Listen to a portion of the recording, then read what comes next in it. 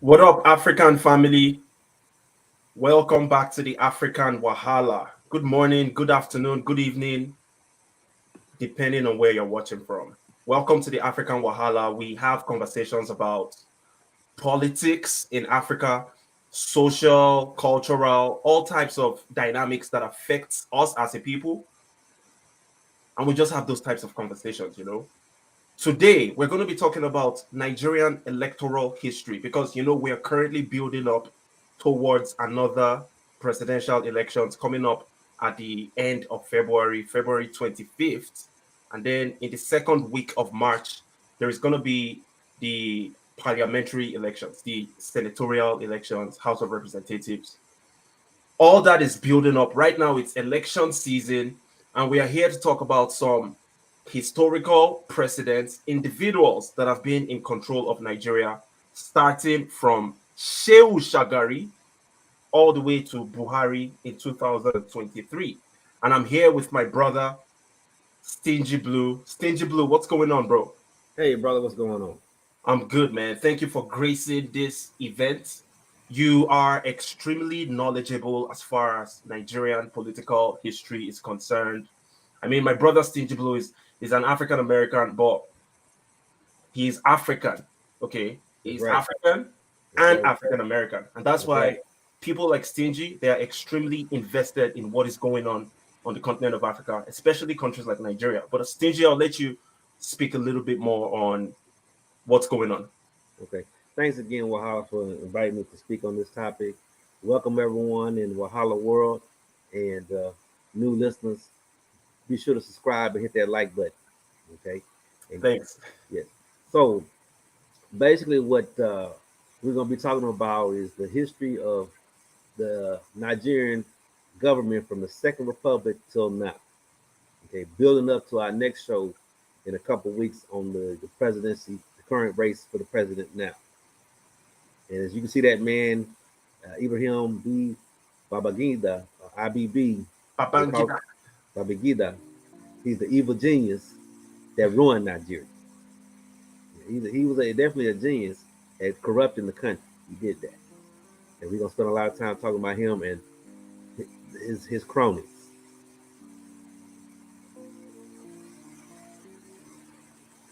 Yes, sir. So starting off with 1983, Nigeria had Alhaji Shehu Shagari. He was the president from 1983 up until um Well, uh well, actually, till 1979. sorry, from 1979 to 1983, That's and right. then he was taken over by Buhari Right. in a military coup. So, Right. brother, I'll leave the floor to you. Okay. So, as he said, Shagari was the president from 1979 to 1983. He was the first civilian leader since uh, the military had taken over previously um, after the First Republic, and he was the founder of the Second Republic or second era of Nigerian civilian rule. And he was elected under the banner of the National Party of Nigeria, or the NNP, and he defeated the UNP and formed a coalition with the National People's Party in order to govern Nigeria. Hmm. Yes. And so his presidency, just like a lot of the other presidencies, was marked by a lack of focus, corruption, bad governance, and economic decline. Hmm. It seemed that all he cared about and his friends cared about was stealing as much money as they could in order to remain in power. That sounds like a familiar theme all throughout Nigerian history, Yep. sadly. Um, for example, there was an audit of the Nigeria External Telecommunications Company and revealed that 53 million naira were missing. Then another 43 million would disappear from the federal housing program. And of course, that led to public servants like teachers and professors and nurses not getting paid. And when you're talking about looting 53 million naira as at 1979, between Right, right, 1979 and 1983, right, 53 million naira was a lot of money. right, It was eh, probably more valuable than the US dollar back then. right. And matter of fact, the exchange rate for the US dollar around that time was like um, 0.53 naira for every U.S. dollar. The Nigerian naira at that in the late 70s through the 80s was more valuable than U.S. dollar. Yeah, than a US dollar. Yep. And so, he was still in major money. I mean, in the hundreds of millions of dollars. And then, as we go along, we're gonna see that was them small potatoes compared to what Abacha and them stole. Oh yeah. So, you know, so as you say, he was president, and all he did was steal. Um, you know, the crime increased because of the high unemployment. They had to import a lot of things like construction supplies and gas and alcohol and these sorts of things. And the black market became a big thing because prices were so high. And then the whole bribery culture came about during this time Mm. because people couldn't afford anything, and the only way they can keep up with prices is by getting a little something extra. And the way they got a little something extra was asking for demanding a bribe from you. So the clerk that you need to get your driver's license approved from or your birth certificate, you got to give me extra £5 or whatever it was. Yep. So It's still the same way. Just so right, you know, brother. right, Right now in 2023, if you whatever the government states is the price for a government service, you're going to fix your international passport, your driver's license, or any one of those types of documents, you have to pay a bribe, guaranteed. If you're not going to pay a bribe, then you need to know someone on the inside to facilitate the service. Otherwise, trust me, you're in for a long time. But I'll let you right. keep going, bro. Yeah. So but as a result, there was a lot of inflation and corruption, and his government didn't really care about that because they had oil to fund them. Yeah. Oil should be a blessing, but unfortunately, it's been a curse in many African countries because the governments mismanage the funds, steal the funds, don't use it to build up infrastructure or develop their people. All they care about is getting more money, and they don't care how much, what else happens to anybody else. So, under his regime, they had some riots, some militant Muslim group called the Matasani movement. They emerged in 1980 in Kano State. They had clashes with the government. What did you call it, bro? You called it my It's, my it's Tassini. Okay, yeah, okay, let me Matasini. Yes, okay. you're gonna have to help me with the pronunciation. Okay. Yeah, no problem. I'm just gonna find. I'm gonna Google that because I Yeah, didn't have this information myself. right. So that happened in Kano State in 1980, and over 5,000 people were killed with clashes with the police. Okay, so they were kind of like Boko Haram before Boko Haram. Oh, interesting. Yes, I never knew this part of right, Nigerian history, bro. right. So and then another thing he did, he sold the country off to the IMF. He had the country go under a structural adjustment program, where the IMF demands that many of the government companies had to be privatized or sold off to foreigners in order to pay the debt. So of course, there was a recession, and then in 1982, the Nigerian government had to borrow 1.5 billion naira, which at that time was $2.2 billion. Okay, like I said, the naira was worth more than the dollar back then. Yeah.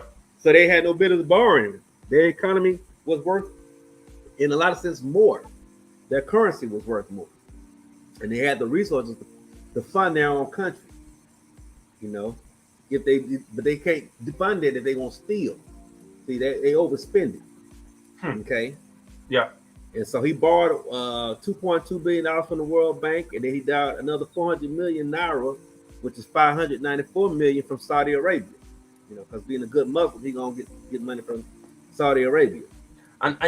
I need to mention something, bro. Do Yes. you know that between Babangida and Abacha, Yes. those guys introduced Nigeria into the they call it the IOC, I believe, International Community for Muslims, whatever, and that Yes. includes Yes. that includes Middle Eastern countries, Right. some North African countries, and Nigeria, Right. Right.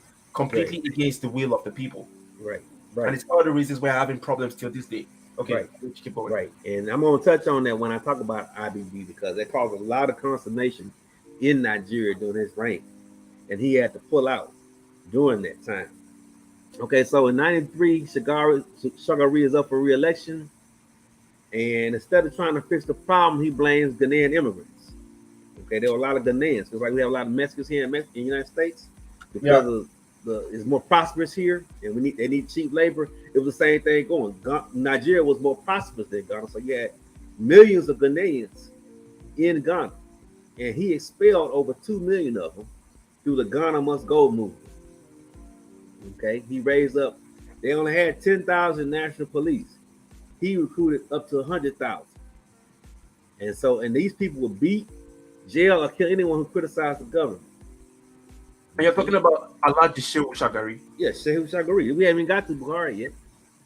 So, Okay. so basically, Ghana Must Go Yeah. was a phenomenon that took place in the early 80s, Right. all thanks to the failed administration of Shehu Shagari, That's right. blaming Ghanaian immigrants for the economic situation in Nigeria, which is Right. absolutely ridiculous. It shows why he was absolutely incompetent. Right. And yeah, but I'll let you keep going. Okay. So he kept doing these things, and he got the opposition pride. There was some opposition parties who were running against him, but they were divided and corrupt, and they was taking money from him and his regime. So, needless to say, he got reelected in August of 1983. Okay. Yeah. But he didn't stay there long because Buhari overthrew him in December of 83. Okay. Yeah. So this is when Buhari first became the ruler of Nigeria, back in 1983.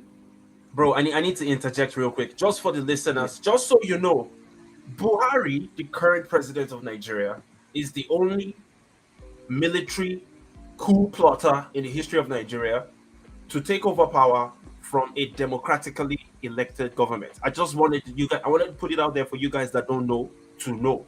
Buhari did that in the past, and somehow people brought him back in 2015. But I'll let you keep going. Right.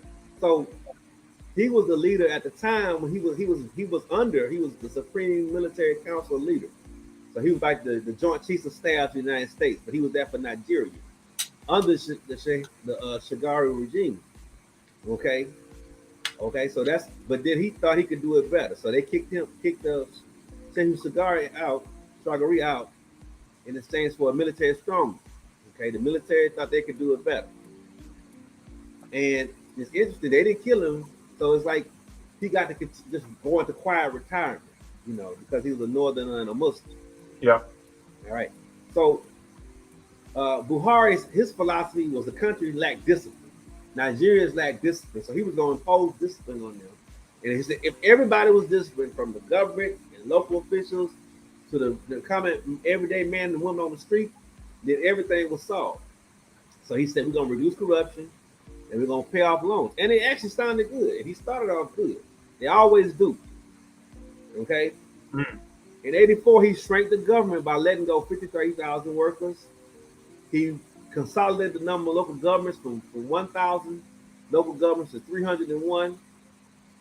He reduced inflation by setting up food rations at fixed prices, which his government sold directly to the people. He also kicked out more immigrants, about 700,000 illegal immigrants. And then he also made state governments pay their employees what they owe. They had back pay, so he made them pay their employees so that work could be done in those state governments. When you say he kicked out more illegal immigrants, were they mostly West African immigrants? I'm pretty sure. My sources didn't really say, but there was still a large number of African immigrants there from other parts of the country. I'm sure largely from West Africa, and he kicked out 700,000 of the remaining ones that this Shagari did miss. So almost 1 million people there. Yeah, and this is just a photo showing the people that were kicked out of Nigeria in the early 80s, all thanks to irresponsible governance. Right. But I'll let you keep going. Right. So then he prosecuted some of the Second Republic politicians, but then he set up, he showed his true hand by setting up a police state, and he had spies and operatives in all parts of the government. He had people spying on his military men, I guess to keep from them plotting a coup against him. Okay. Right. So then he also tamped down on crime. He made it a capital offense to smuggle drugs and tamper with the electric grid and the oil pipeline. He also handed out long sentences for postal tampering, illegal export of produce, and cheating on exams. Okay. Um, he issued decrees that would silence his critics by imprisoning them for 3 months, and he can renew it without trial. Hmm. Anybody he felt that spoke against him, he would shut them down. Media, reporters.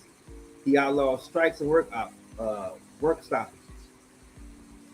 His mantra was patriotism, patience, work ethic, anti-corruption, and environmental sanitation.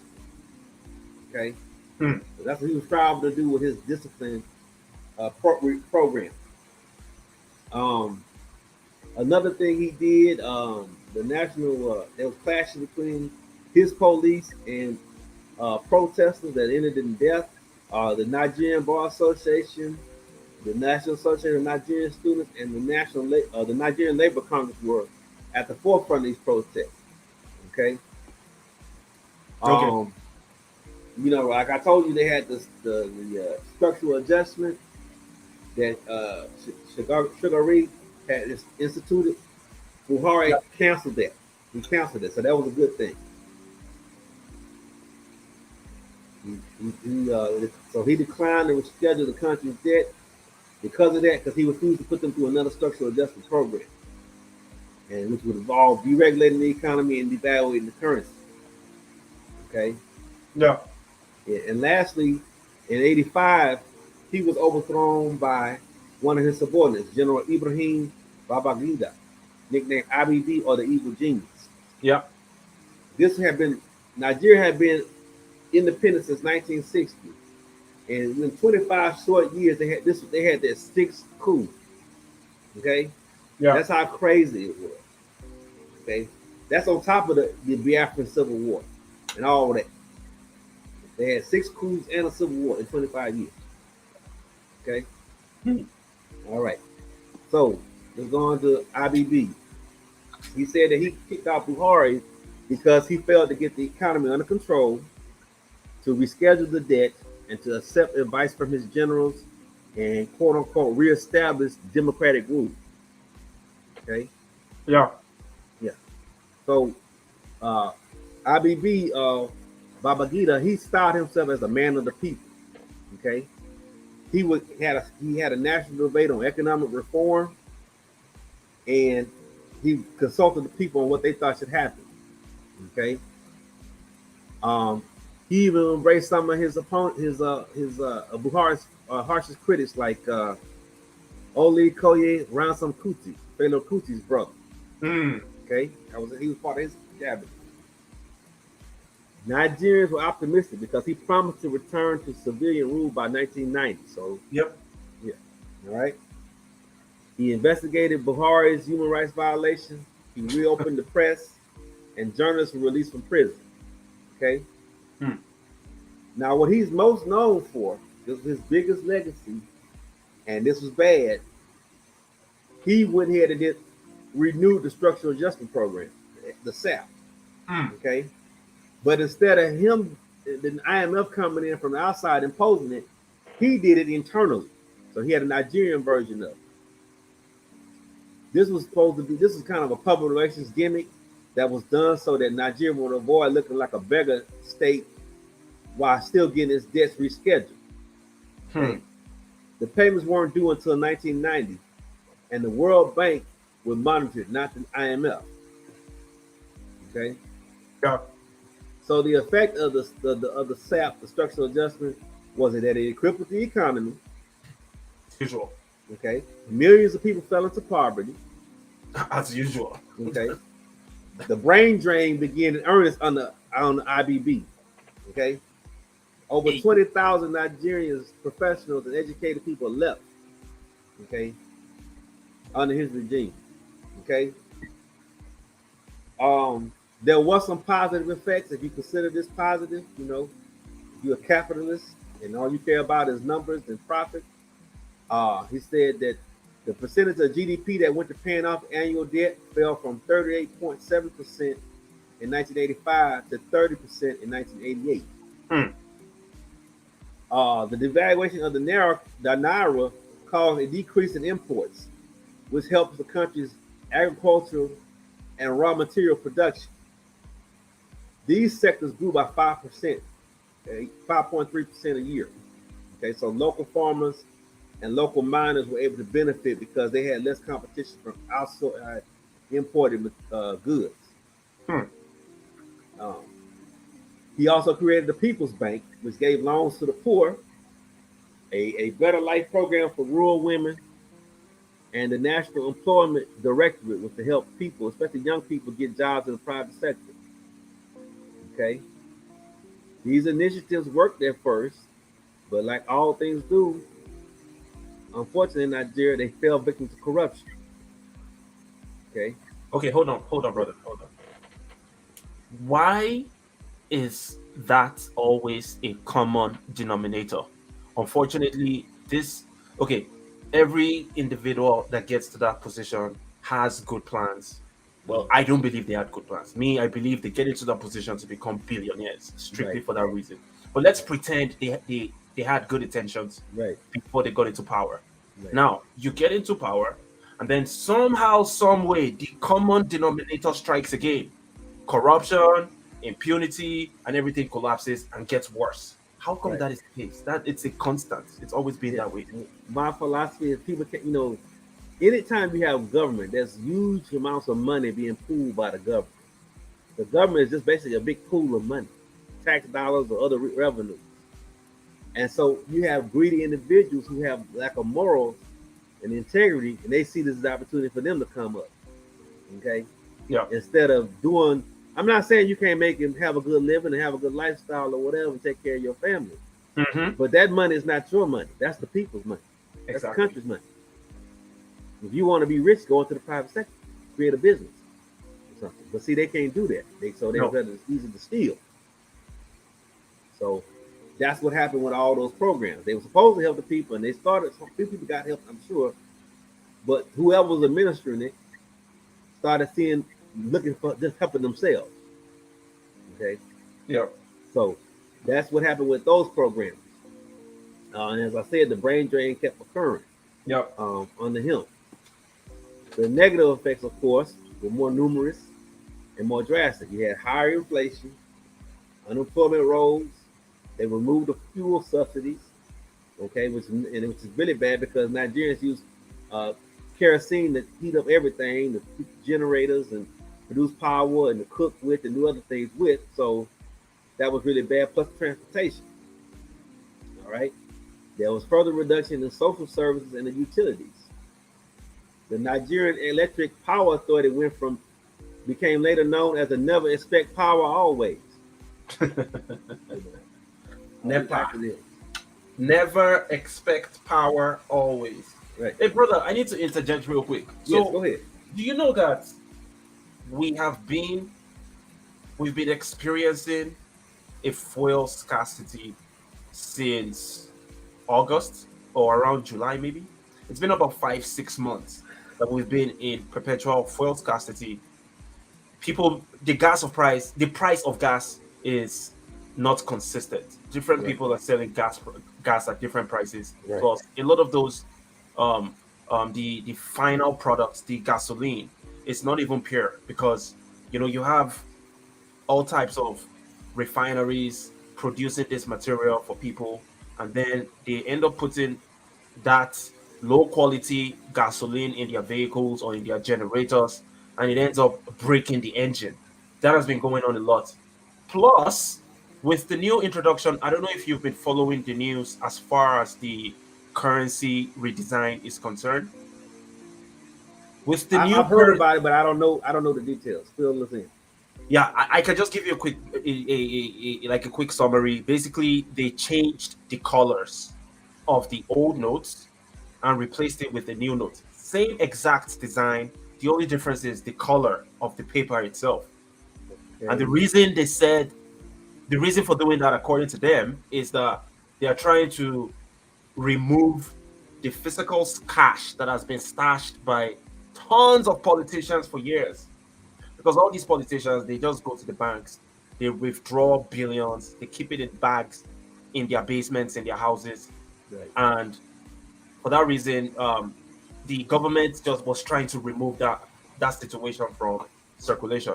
However, what that led to is currently a serious scarcity of money Right. because the last day for the return of old paper to replace with the new currency was on January 31st.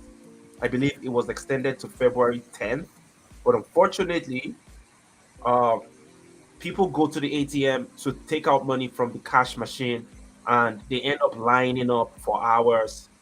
People are fighting. There are tons of videos all over the internet of Nigerians scrambling, fighting, just suffering to get their money. And that has created another illegal economy in which people are selling money. You literally have to go buy naira from another Nigerian. For example, these days, if you want to buy 10,000 naira, it'll cost you 12,000. So the person selling you the money makes a 2,000 naira profit. That has been going on in the last couple of days in Nigeria. Right. In addition to all the suffering in terms of lack of gasoline, lack of electricity, lack of everything, violation of human rights, now the people have no money, all thanks to the system. But I just thought I'd put that out there for you to know and for Yeah. the listeners to listen to know as well. Yes, and that's been a common theme too. I mean, the fuel subsidy or lack of fuel subsidy, the devaluation of currency, inflation, that those have been current, I mean, lingering problems for decades since the independence, and it really hiked up, like I said, under Shagari, and then IBB took it to another level. Um, Healthcare and education declined.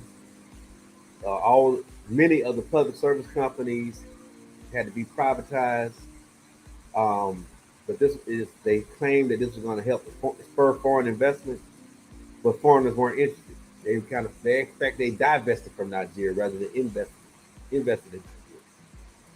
Okay, um, so what happened was during this time period that the religious organizations, the church and the mosque, became more central to people at this time, and they started picking up the slack. You had a lot more fundamentalist Islam coming into to the fore, and also evangelical Christianity became more important. Yeah, they gave people hope for a better life now, and if not now, then in the next life. Okay, and so the churches in particular, um, you and I have talked about what the Muslims do. They get these kids begging for alms, and they don't do nothing for them. Yeah. But the churches provided education and health care for their parishioners, their congregants. They also lobbied the government to take care of the needs of Christians. They wanted the government to pay for the pilgrimage to Jerusalem, like it paid for the Muslims to take Hajj to Mecca. Bro, Okay, this things that disgusting. Anyways, keep going. These are the things that get me angry. Why is that even a thing? Why are people trying to have the government pay for their personal religious conviction? But that's Nigeria. because they've been doing it for the Muslims since 1970. So they feel like what's good for the Muslims to be good for the Christians. What about we traditional worshippers? I don't know. You right? You can just do it at home, I guess. I don't know. Uh, you do the IFA, you can do whatever the IFA capital is. Yep. If you're Igbo or something, you can go to whatever their religious homeland is. Anyway, since Nigerians are Christians or Muslims, that's pretty much where it is. Babangida, he tried to strengthen, and this is what you talked about earlier. Um, he's tried to strengthen ties between the Islamist world and Nigeria by joining the Organization of Islamic Cooperation. Hmm. Okay, The IOC. Yep. yes, okay, and this was met with fierce opposition, and he had to withdraw. So much so he had to withdraw from the organization. People who were Christian felt that he secretly wanted to Islamicize Nigeria. Hmm. And then when he withdrew it, the Muslims in the north became upset, and they were violent clashes between them and the government, as well as violent clashes between Christians and Muslims. Okay. Yeah. All right. So then, after all these protests, he just said, I'm getting sick of this, and started cracking down on everybody.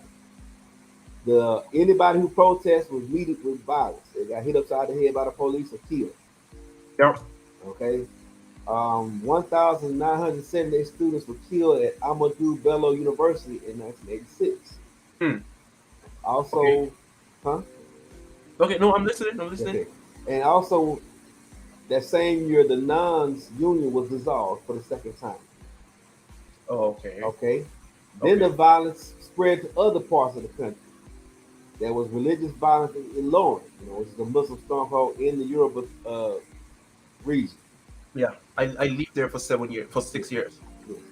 Katasina, Kano, Kaduna, Fontua, Kafanchan, and Zaria had unrest in 1987. Hmm. Okay. Now he promised to make a transition to civilian rule, right? Yeah. But he was never sincere about it. He was just talking, Yeah. and it was a stalling tactic. But eventually, he had to put up a shut up. So he came up with the Civilian Rule Decree number 19. Civilian Rule Decree number 19. Because he didn't like it, he amended it multiple times. He postponed several different elections, whether it be local, state, or national. Hmm. He banned different political parties and politicians. He had a lifetime ban on all former office holders who had been convicted of corruption, and he claimed the right to ban anyone he saw fit from seeking office. Okay. Previously, he had lifted the ban on the press, but then he reinstituted. Yep. Okay. This is going something that you were talking about. He increased his number of states. He split Nigeria into 21 states, giving giving ethnic groups more autonomy. Hmm. This was a popular move that partly restored his image as a man of the people. He then further subdivided to 27 and then later to 30 in 1991. Yeah. The naira devalued it again in '88.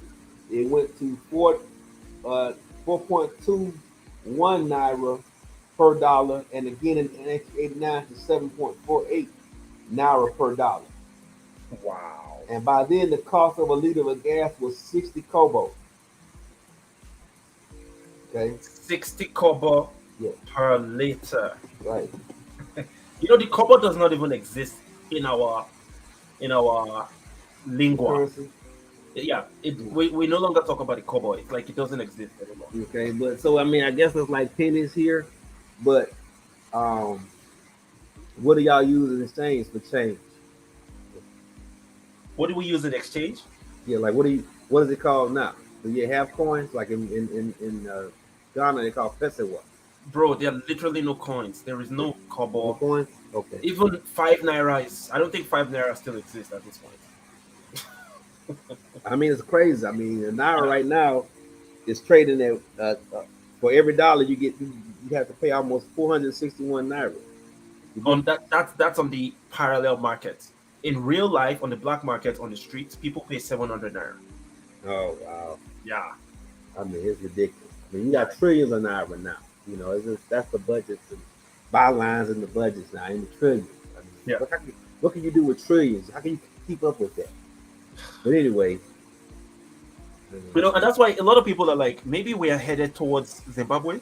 Because if you remember, there was a time right, Zimbabwe had hyperinflation, I believe millions of percent. right, And if you want to buy a piece of bread, you would right. have to grab like $5 million, a five yeah, million currency or something. It's yeah, crazy. 5 million Zimbabwean dollar for a Right, piece of bread. Yeah. right, right. And so what they've done is gone to some kind of gold coins or something to ease the inflation, but they're still suffering under Yeah. sanctions and just mismanagement by the government.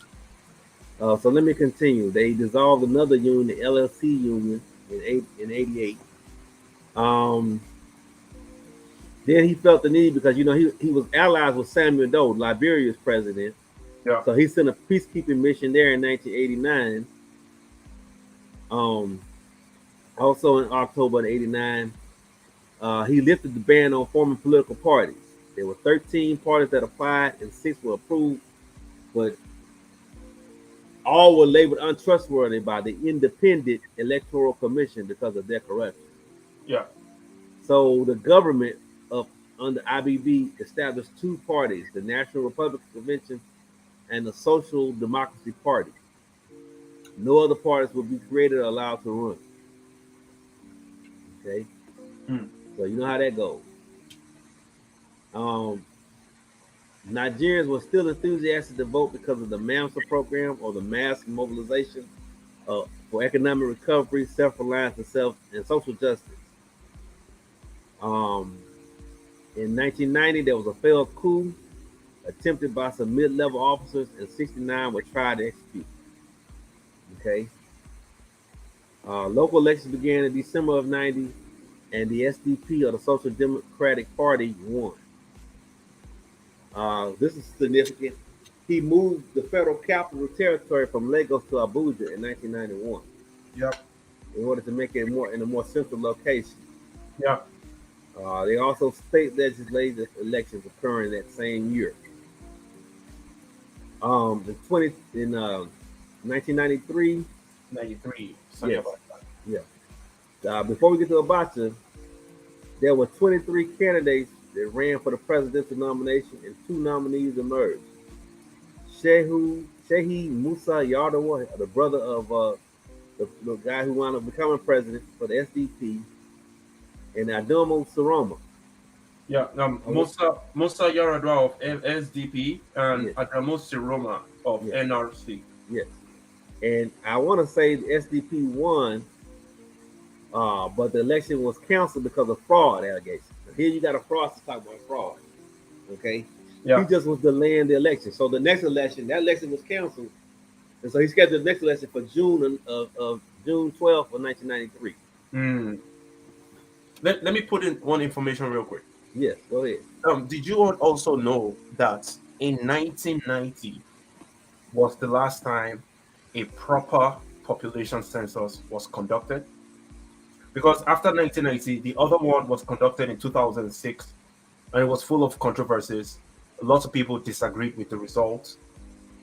Then so basically, today, if you look at the population and they say we have 206 million people, it's an estimate. There is no confirmed number. Nobody knows how many we are actually, because the last time there was a genuine population census was 32 years ago. I just wanted to put that out there. But Okay. Now I've heard you say that in the past, and I'm not surprised by that. I mean, most of these censuses are done by surveys, and they do an extrapolation and prediction, statistical prediction. But you have to do it every. You should do it every 10 years and keep up with it every year yeah, to make sure that you keep an accurate count, as accurate as humanly possible. So it could be more, it could be less. I mean, with all the violence, it's probably a little bit less right now, but you never know. Um, but you got a lot of high poverty, and that could be because you have a lot of people, a lot of hungry mouths. hmm, Okay, so he's still in power in 1993. that's This, Babangida. yeah, Babangida. But he's establishing the Third Republic. Okay, Yeah, okay. So first thing, they had the movement for the survival of the Ogoni people, Mosa, and they gave him a bill of rights that they wanted him to be more political representation, more economic benefits from the oil that's coming. Half of the oil was coming from the Ogoni region, you know. yeah, Okay, and more environmental protection because Shell and all these companies are just spilling oil everywhere. Gas is getting bad, the air was bad, air quality was bad, water was bad, land was everything was polluted, you know.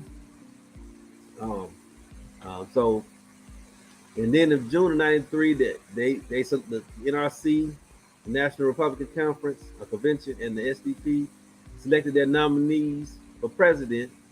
For the NRC, they chose Bashir Tofa, a businessman from Kano State, and the SDP chose MKO Abiola, a Yoruba businessman. hmm, On June 12th, Abiola won, and then about 2 weeks later, IBB announced that he wouldn't step down. And because of that, he was roundly criticized by Nigerians and people outside of Nigeria alike. yeah, The U.S. imposed sanctions on Nigeria, and riots broke out all over the country. I mean, this guy was a megalomaniac. He would not let it go. Okay, it wouldn't be a problem if he was doing his job and to keep the country was prospering. Like what's the president in Rwanda? What's his name? Paul Kagame. If he was doing that, okay, fine. But you're not even feeding the people. Okay, before you go on, you just made a very great point, and because I want you to, step in my mind for a second. Right. So, with that summary of what Babangida did with the 1993 elections, what do you think about this tweet that Babangida put out there yesterday, talking about any person, groups, political party, chieftains, or motorist hooligans that are planning to disrupt the peace of our forthcoming elections? I am supporting the president by um, enforcing military forces to such individuals or groups. Commander, your boys are good to go. What do you think about that tweet? Okay, well, it's a really reckless, irresponsible tweet. You're basically threatening violence against people. You know, Yeah. I don't think Buhari is going to do like Babangida did and stick around. You never know. He can't. I think his health is just so bad, and then I think he's tired. I think he's ready to go.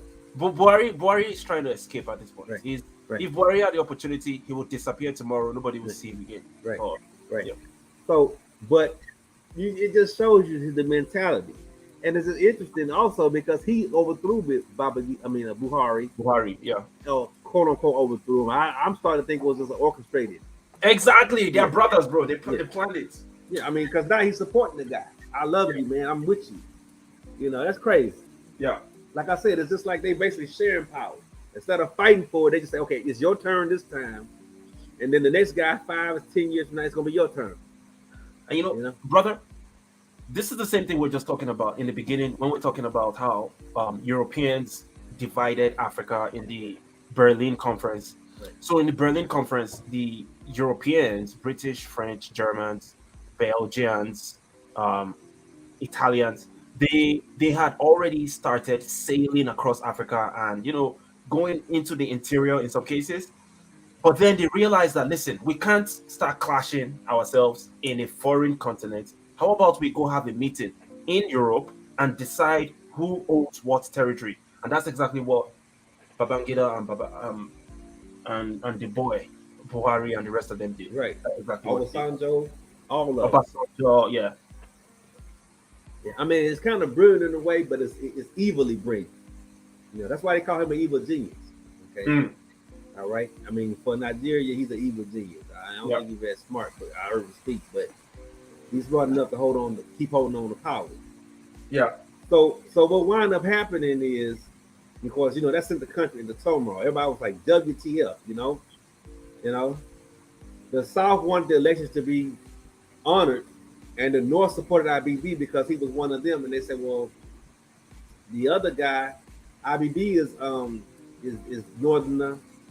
This other guy, Topher, was a northerner, but if we can't have him, we'll just stick with IBB because we still represent, we're still in power. That's the sick mentality of many northerners, Yeah. And it's sad because they were once a beautiful people and they did a lot of great stuff, but they're just captured by this false version of Islam that they it's really ethnocentric. It's not even a religion. It's just the ethnocentrism. Okay. Yeah. That's the real religion. Yeah. Okay. Anyway, so the government, U.S. imposed sanctions on the country. I think they were kicked out by the Commonwealth of Nations. Kicked them out for a time. So Nigeria was suspended from the Commonwealth of Nations. The South like I said, they wanted the elections honored. The Yoruba and the Southwest of the country were talking about secession and forming the Oduduwa state, republic. Yeah. And the Igbo in the Southeast was trying to revive the old Biafra Republic. So it was crazy. So they had the election annulment was put on hold, and he agreed to step aside in favor of the interim governing council, led by his friend Chief Ernest Shonekan. This was installed on August 27, 1993, the same day that MKO Abiola would have been sworn in as president. But even with that, he tried to renege again by refusing to step down. But this time he couldn't do it because the military is like, listen, man, you gotta go. Okay? We're not gonna be able to keep control of this country if you stay. So he stepped aside, unwillingly. Okay? Yeah. But the IGC was a complete disaster because instead of hurrying up and getting everything in order so that Abiola can take over, they wanted to make another delay in the election. Okay, for next year, February 1994. Okay? Yeah. And then we talked about gas, petrol. They were saying that this petrol had risen to $5 a gallon, or not $5 a liter. The leader. Right. Under their incompetence. And so then the military was like, we're just taking over. We're just gonna take over again. So the IGC was overthrown shortly. And at that point, this was in November of 93, November 17th, and this is the emergence of Abacha. Okay? They said Abacha participated in every coup since the 70s. Okay? On some level. He emerged through the ranks by participating in the coup. From being a lieutenant officer to a captain to a major, he went up all the ranks.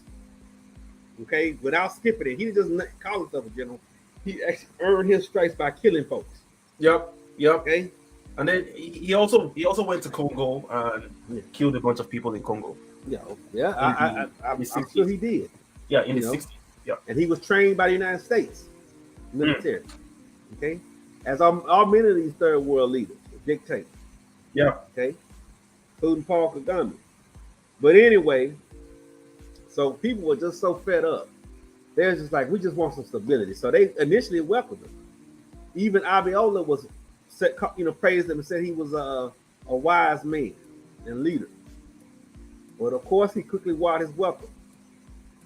You know, he didn't kill anybody that was associated with IBB's regime, but he forced them into retirement. The one good thing he did was to suspend the structural adjustment program that IBB set up. Yeah. And that's when the Commonwealth of Nations kicked him out, because, they felt like he was a mad dog that they couldn't control no more, Yep. So that the United States put the country under sanctions, and then the British and other Western powers.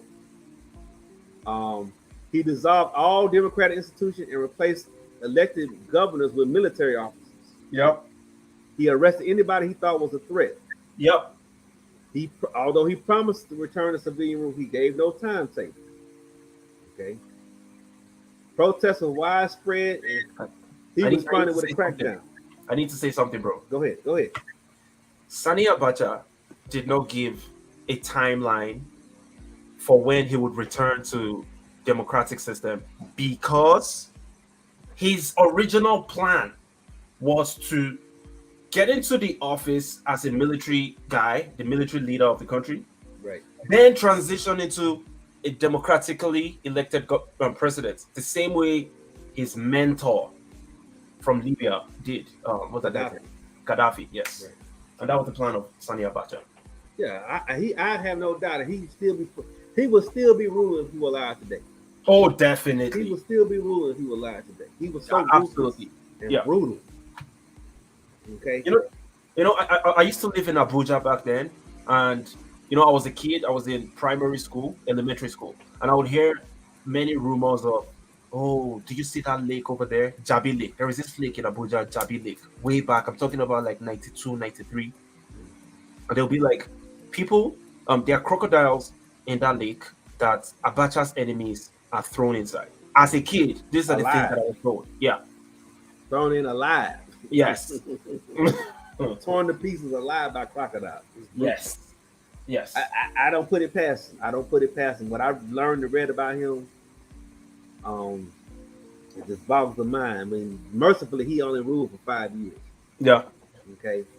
So, MKO turned on him and said, he declared himself president because he was elected. Yeah. He had his own private inauguration in June of 94. and that set Abacha off, and he imprisoned him. Yeah. And then there were labor strikes. Abacha took over the unions, banned protests, and carried out numerous human rights violations, including falsely arresting, trying, convicting, and executing Ken Saro-Wiwa and Yep. 8 other Ogoni leaders. Man, that Yes, was a yes, dark part of Nigerian yes. history. Ken I re- Saro-Wiwa's murder. yes, I remember that being. I was a college student at the time, and they were talking about that a lot. You would see all kinds of flyers on the campuses, and news articles and news reports and on TV.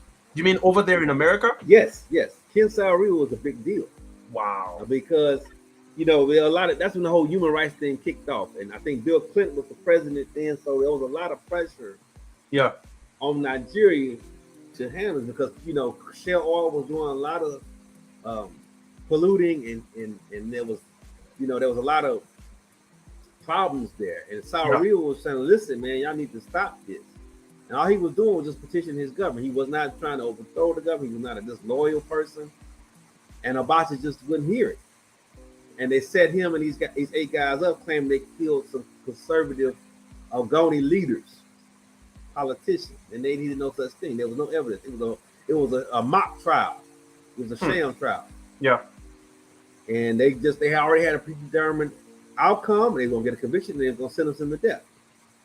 Okay, and that's what they did. And then later on, so they killed them, and then later on in '95, he accused General Obasanjo and Sheikh Yar'Adua and other current and former officers of plotting the coup and had them arrested and sentenced to prison.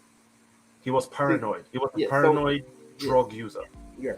Oh, he used drugs. It doesn't surprise me, but he definitely used drugs. Yeah. yeah. They say the same thing about Gaddafi. He's using cocaine and stuff. You can kind of see the change in his face, and the aging, and you can just tell like he he looked like the nose was going damage to his nose. So yeah, and I saw something. Now I'm looking at some old pictures of later pictures of Abacha. He looked kind of the same way. Yeah, yeah. And there were so many speculations around his death that people weren't even sure if it was an Indian prostitute that poisoned him, or if he died of a cardiac arrest. Or there were so many speculations. Right. I mean, what I heard that he was probably murdered, and it was made to look like a heart attack, or they just said it was a heart attack. But you never know. I mean, he was using drugs. I mean, he died from a heart attack. Yeah. So these posts reflect the tragedy of this village. Sorry, just one quick second. I just want to show people some oil spill. Local people watch the fish in the creeks die. Nothing much comes out of the water these days. The film of oil makes it almost impossible for marine life to survive. The day's catch is in, but it's only a small amount of shellfish. Gloria Dinaberry tries to wash the oil off the crayfish and crabs before cooking them. Oh, they're still eating oil soaked crabs? The fish ingest the oil. No matter how much or how many times you wash the fish, you cannot take the crude oil out. That is what we buy. That is what we eat. And that is what's confined Helen Abbey to her small hut for 15 months now, barely able to move. I feel pain and burning sensations all over my body. The doctor says it's because of the oil. I only sleep a little these days. Yeah, just wanted to show people the pain and suffering that millions of Nigerians are going through as a result of the curse of the crude oil that we have, and as a result of the greedy politicians that have been there since 1960, their mismanagement and their inability to have human feelings. These people are straight up from the pit of hell, in my opinion. I mean, you can disagree with me, but that's how I feel about them. Yeah. Let me speak on that, because we have a lot of environmental pollution here in the United States. And we have what they call here I live in Texas, so oil is a big thing here. Yeah. And other chemicals. And so we have areas called cancer alleys where people have these, so many, because they've been exposed from the oil refinery and all the chemicals that come out of it to the deadly carcinogens. And I can only imagine it'd be much worse if we had a country like if we live in a country like Nigeria, Yep. because there's no regulation at all. Zero. Absolutely zero. I mean, the oil companies from Europe, from America, Chevron, Shell, Mobil, they simply pay BP, guys like Obasanjo, Babangida, Abacha billions of dollars to keep quiet right, and not sanction them for right, destroying the farms and the rivers of the local people. right, right. So like, it would just be that much worse. It's bad, but this is like even 1,000 times worse. I mean, Yeah, see these people. I mean, they having to eat oil, food contaminated with oil. I mean, what is the point? Why even live there? exactly. You know, I mean, Exactly. I mean, come on. But I, another thing, go ahead. it's insane. No, it's just sad, bro. Yeah, Like yeah, these are the things that actually make me start getting angry, right, and I just want to start ranting again. But right, right, right. And this is, I mean, that makes me angry. And it makes me angry. It's sad. I don't know those people, but I feel kinship with them. Just as a human being, just forget about race for a second. I feel kinship with it as a human being. I mean, that's yeah, awful. This woman is crippled, and she's not an old woman. She's a young woman. yeah, And she's made into an old woman because of these poisons. yeah, And I remember, I would read stories about how Chevron, for instance, would pay corrupt governors in the oil producing states um, bribes so that they would sell Chevron. Remember oil was at like $150 a barrel in the early 2000s. It was at the peak. And you had these governors selling the barrels of oil for $10 a barrel to Chevron. So you imagine the immense profit that they made. Okay. Okay. Is this in the United States? Yes, Chevron is based in California, Yeah. but they were doing it in Nigeria. Is getting Nigerian oil for $10 a barrel instead of paying the actual price, Yeah. the market price that OPEC set at 150. Okay. And I don't understand how you can do that. That's the craziest thing to me. That why black people, African people have so little regard for their own people. You know what I'm saying? Mm. That you just don't care. You just rather get the money and get the power, whatever you think it is you're getting from outsiders than what you can have from your own people. I mean, there was a time that Africa was ahead of Europe. You know what I'm saying? Not too long ago. Just a few centuries ago. And now it's just at the bottom at the bottom. Okay. But I don't want to go on that tangent. We have plenty of time to talk about that another time. I agree. But it makes sense why Nigeria is the way it is because of the endemic corruption and the lack of integrity on the part of the leaders. So after they murdered Sarawiwa, it was a murder. It wasn't an execution because he wasn't lawfully convicted. Nigeria became a pariah state. It was suspended from the Commonwealth of Nations. Foreign investment plummeted. The naira was devalued again. It went up to about 90 naira for a dollar. And as like I said earlier, it's almost 461 officially for every dollar. And, you're saying 700. I can't imagine. It's just, what can you buy with it? Nothing. According to Dr. Cartel, everything has declined under the Abacha rule. Everything. The economy, oil, foreign investment, exchange, and trade. Corruption in the regime kept Nigeria from benefiting from the rise of oil prices. You see, there was a period where oil prices rose, and they could have benefited from it, but Abacha and his cronies stole billions of dollars, not naira, billions of dollars. Bro, let me put the money overseas. Let me put out a quick information for the people. Right. Did you know that Qatar, another oil-rich country from the Middle East, which today is probably the 5th largest oil exporter in the entire world. I mean, Nigeria is easily supposed to be like the number 1 or 2. Okay, but we have no infrastructure, corruption, and all that stuff. Now, Qatar, as at 1990, was an extremely poor country, poverty-stricken. They had nothing. Qatar was literally like Yemen in 1990. Right now, Qatar just hosted the World Cup. They built stadiums with billions of dollars. They don't care. It's an extremely wealthy nation today because even though Qatar is notorious for violating human rights, I'm talking about the migrant workers from Asia, Africa. Right. They are easily violated. They have no rights in that country. Women's rights are limited. Yeah, but their citizens, the citizens of Qatar, they are definitely enjoying the benefits of having that oil in their Right. country. Yeah. Right. And there's no reason Nigerians and anywhere anybody else shouldn't be. Yeah. So you had that. Um, they said that money is still he stole so much money. Money is still being discovered 25 years after his death Mhm. overseas. I mean, Yeah. they're still finding money. Yep. And the American banks didn't return the money. The Americans refused to return the money.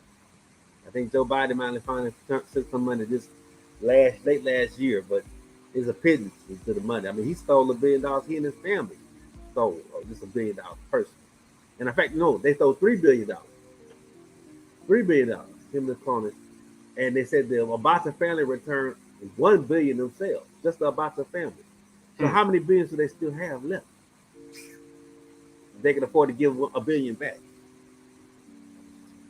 So it's crazy. So the inflation rate increased to 150% annually. Um, he tried to build support for his regime by splitting the nation to 36 states. Okay, which is why we have 36 states today in Yep. Nigeria. He created 138 new local governments and established 5 political parties. He did another purge of officers in 1997, accusing them of treason. Uh, Also in in his reign, MK Abiola died.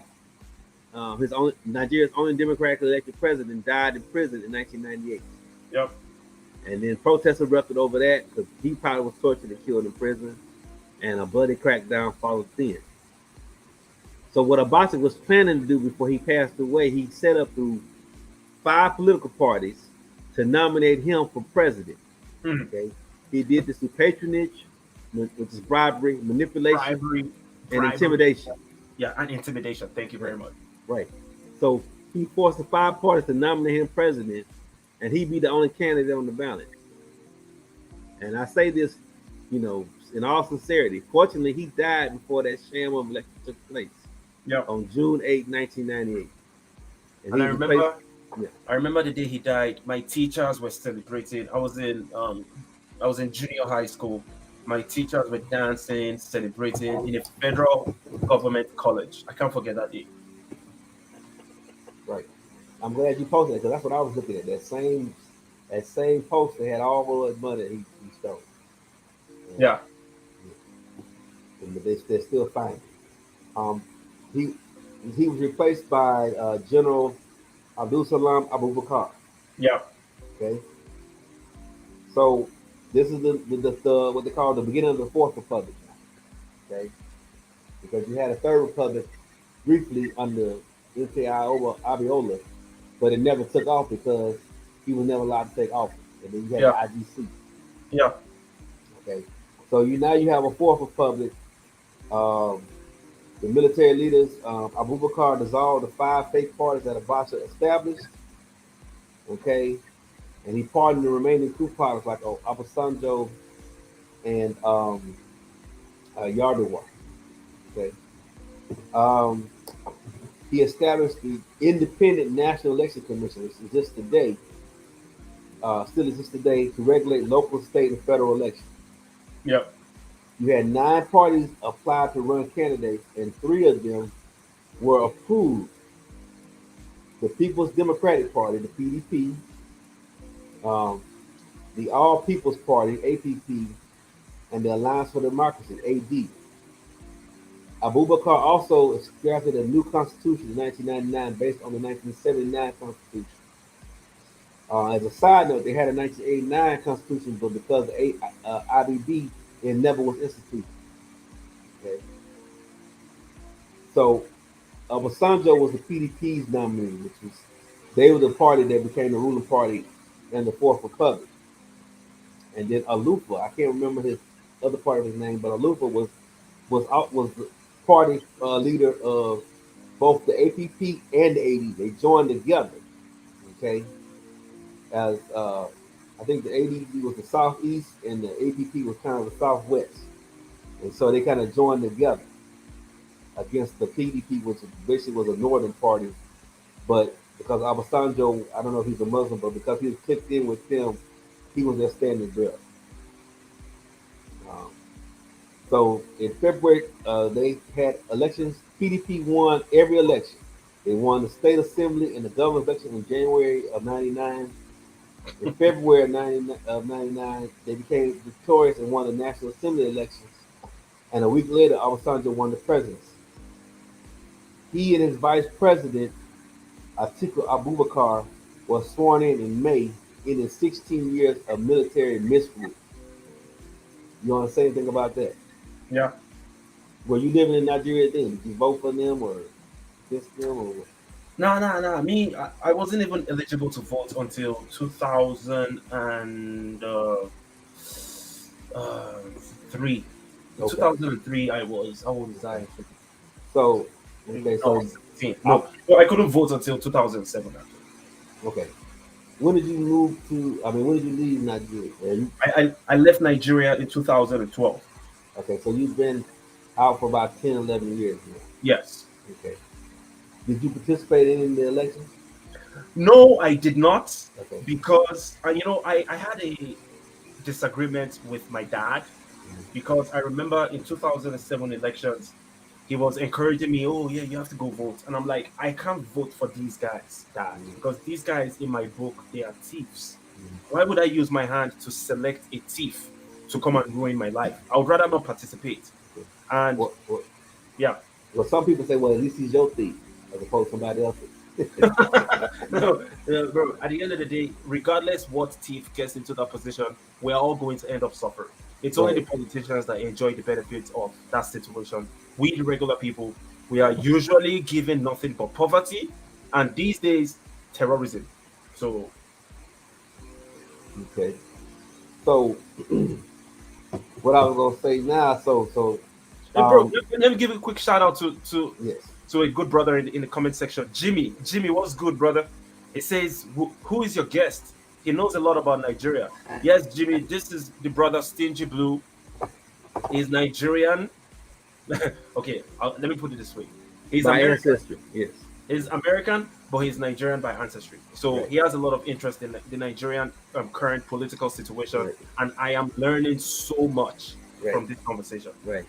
And as African American, we have so many different African ethnicities in us, especially West African Central. So Yeah, I consider all of Africa my inheritance. yeah, Okay? I'm an yeah, African, yeah. and I consider Black African synonymous. So there's no deviation there, Hmm. no delineation there. But yes, I did a lot of work, brother. I appreciate you acknowledging my efforts because Yeah. it took a lot of research to dig this all up, and I learned a lot myself on this journey because Hmm. you hear things, you see things, and you get impressions from the media or the limited exposure you get.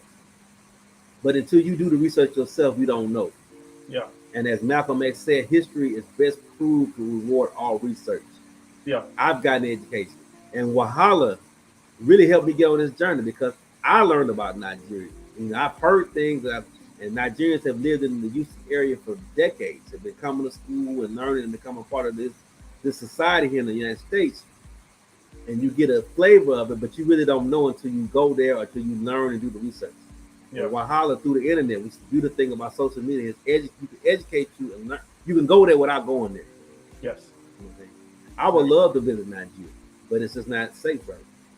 Yeah, maybe you know what? You can still visit. I mean, Yes, even though Nigeria is one of the least safest countries in Africa, you right, can still visit because right, there are millions of people living there that are not right, getting killed or losing right, their lives. So people are surviving, but right. the chances of you being hurt or harmed, it's I mean there's a high population also, so I mean it kind of evens out, Right, but it's right, still an unsafe country in right, general. right.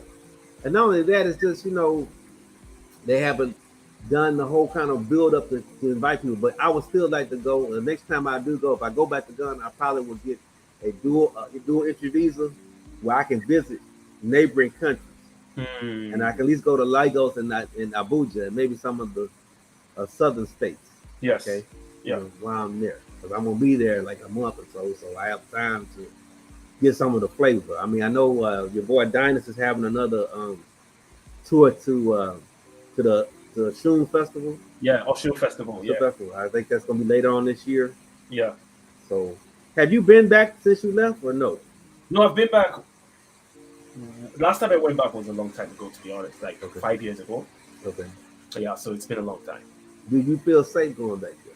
I mean, given your stance and stuff. Me personally, honestly, these days I don't even, I have no more fears, man. Because I'll tell you what, here where I live, I have seen people from Afghanistan that go back to their country.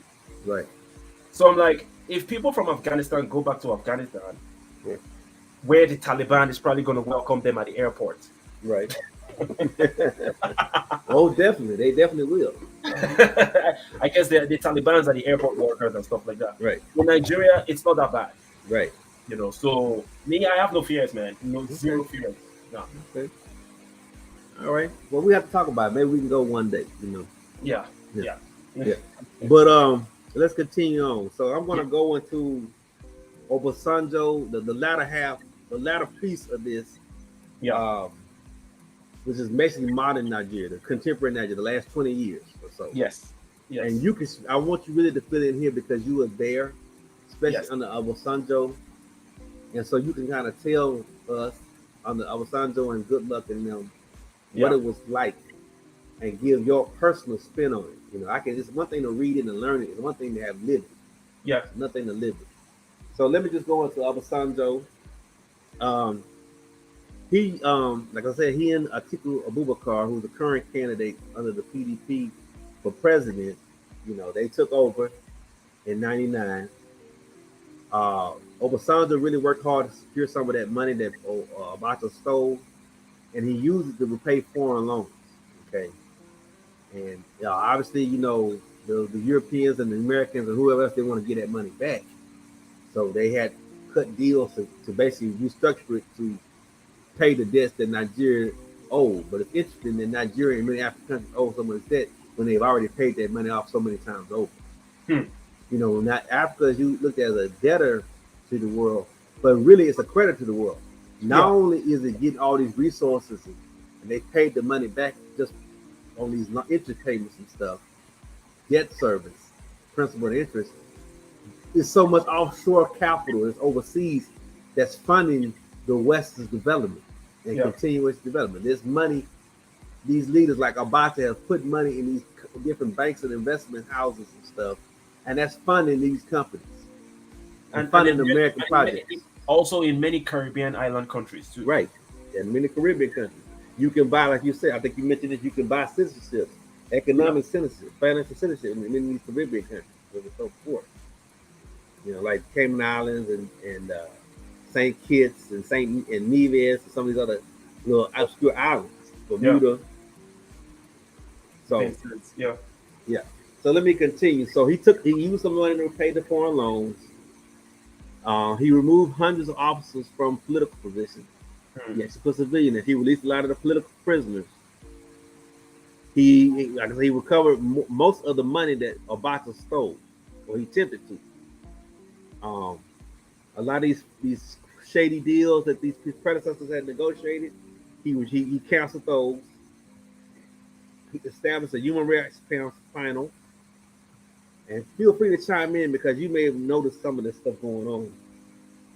Okay. He declared the ending corruption was one of his main goals. They always say that, and then they wind up being the corrupt. But anyway, he established the Economic and Financial Crimes Commission to investigate corruption. You know, and this is going to be a key point of his presence. You know, it's kind of like a Truth and Reconciliation Commission to impeach, you know, corrupt officials and whatnot. But what it wind up doing is becoming a political tool that politicians use to go after their rivals. Their enemies, the opposition. Right, the enemies. One of the things that occurred, and I can speak just from what I've observed, political and ethnic violence, religious and ethnic violence increased from 1991 to 2000. The Yoruba blamed the Hausa over MKO Abiola's death at the hands of IBB. The Igbo tried to reestablish Biafra, and the Northern States instituted Sharia law. That's when they started instituting Sharia law. During this time period. And in October 2001, he established the National Security Commission to address the violence. You want to speak to that, or do you know anything about that? Say that last point again. In 2000 and 2001, he established the National Security Commission to address the ethnic and religious violence that was plaguing the country during that time. No, I don't know much about that, to be honest. Okay. Do Yeah. you know? Do you did as you were there? Did the Hausa blame? I mean, the Yoruba blame the Hausa? Was there friction between them? You know, I feel like during that period in Nigerian history, there was a little bit more tolerance Okay. amongst different ethnic groups. Okay. People were less suspicious of one another. Yeah, I mean, like today, we're all just pointing fingers at one another. Oh, it's the Hausas, it's the Fulanis, it's this, Right. it's that. But back then, it wasn't that bad. Plus, I believe that Sharia movement, Obasanjo given certain regions in the north the ability to practice Sharia situation, Mhm. it probably doused the flames. But also, you need to we also need to consider the fact that Obasanjo was a boy to the cabals, the original owners of Nigeria, the northern cabals. Mhm. They selected Obasanjo to be in that position because they believed they could control it to an extent, and that's why he gave them the Sharia in the north.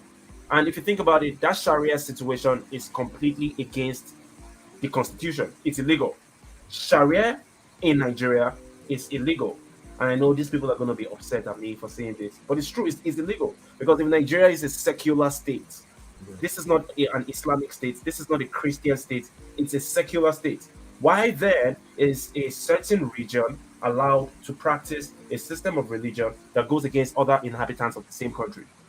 But in the same breath, people from the south of the country cannot enact laws to prevent open grazing Okay.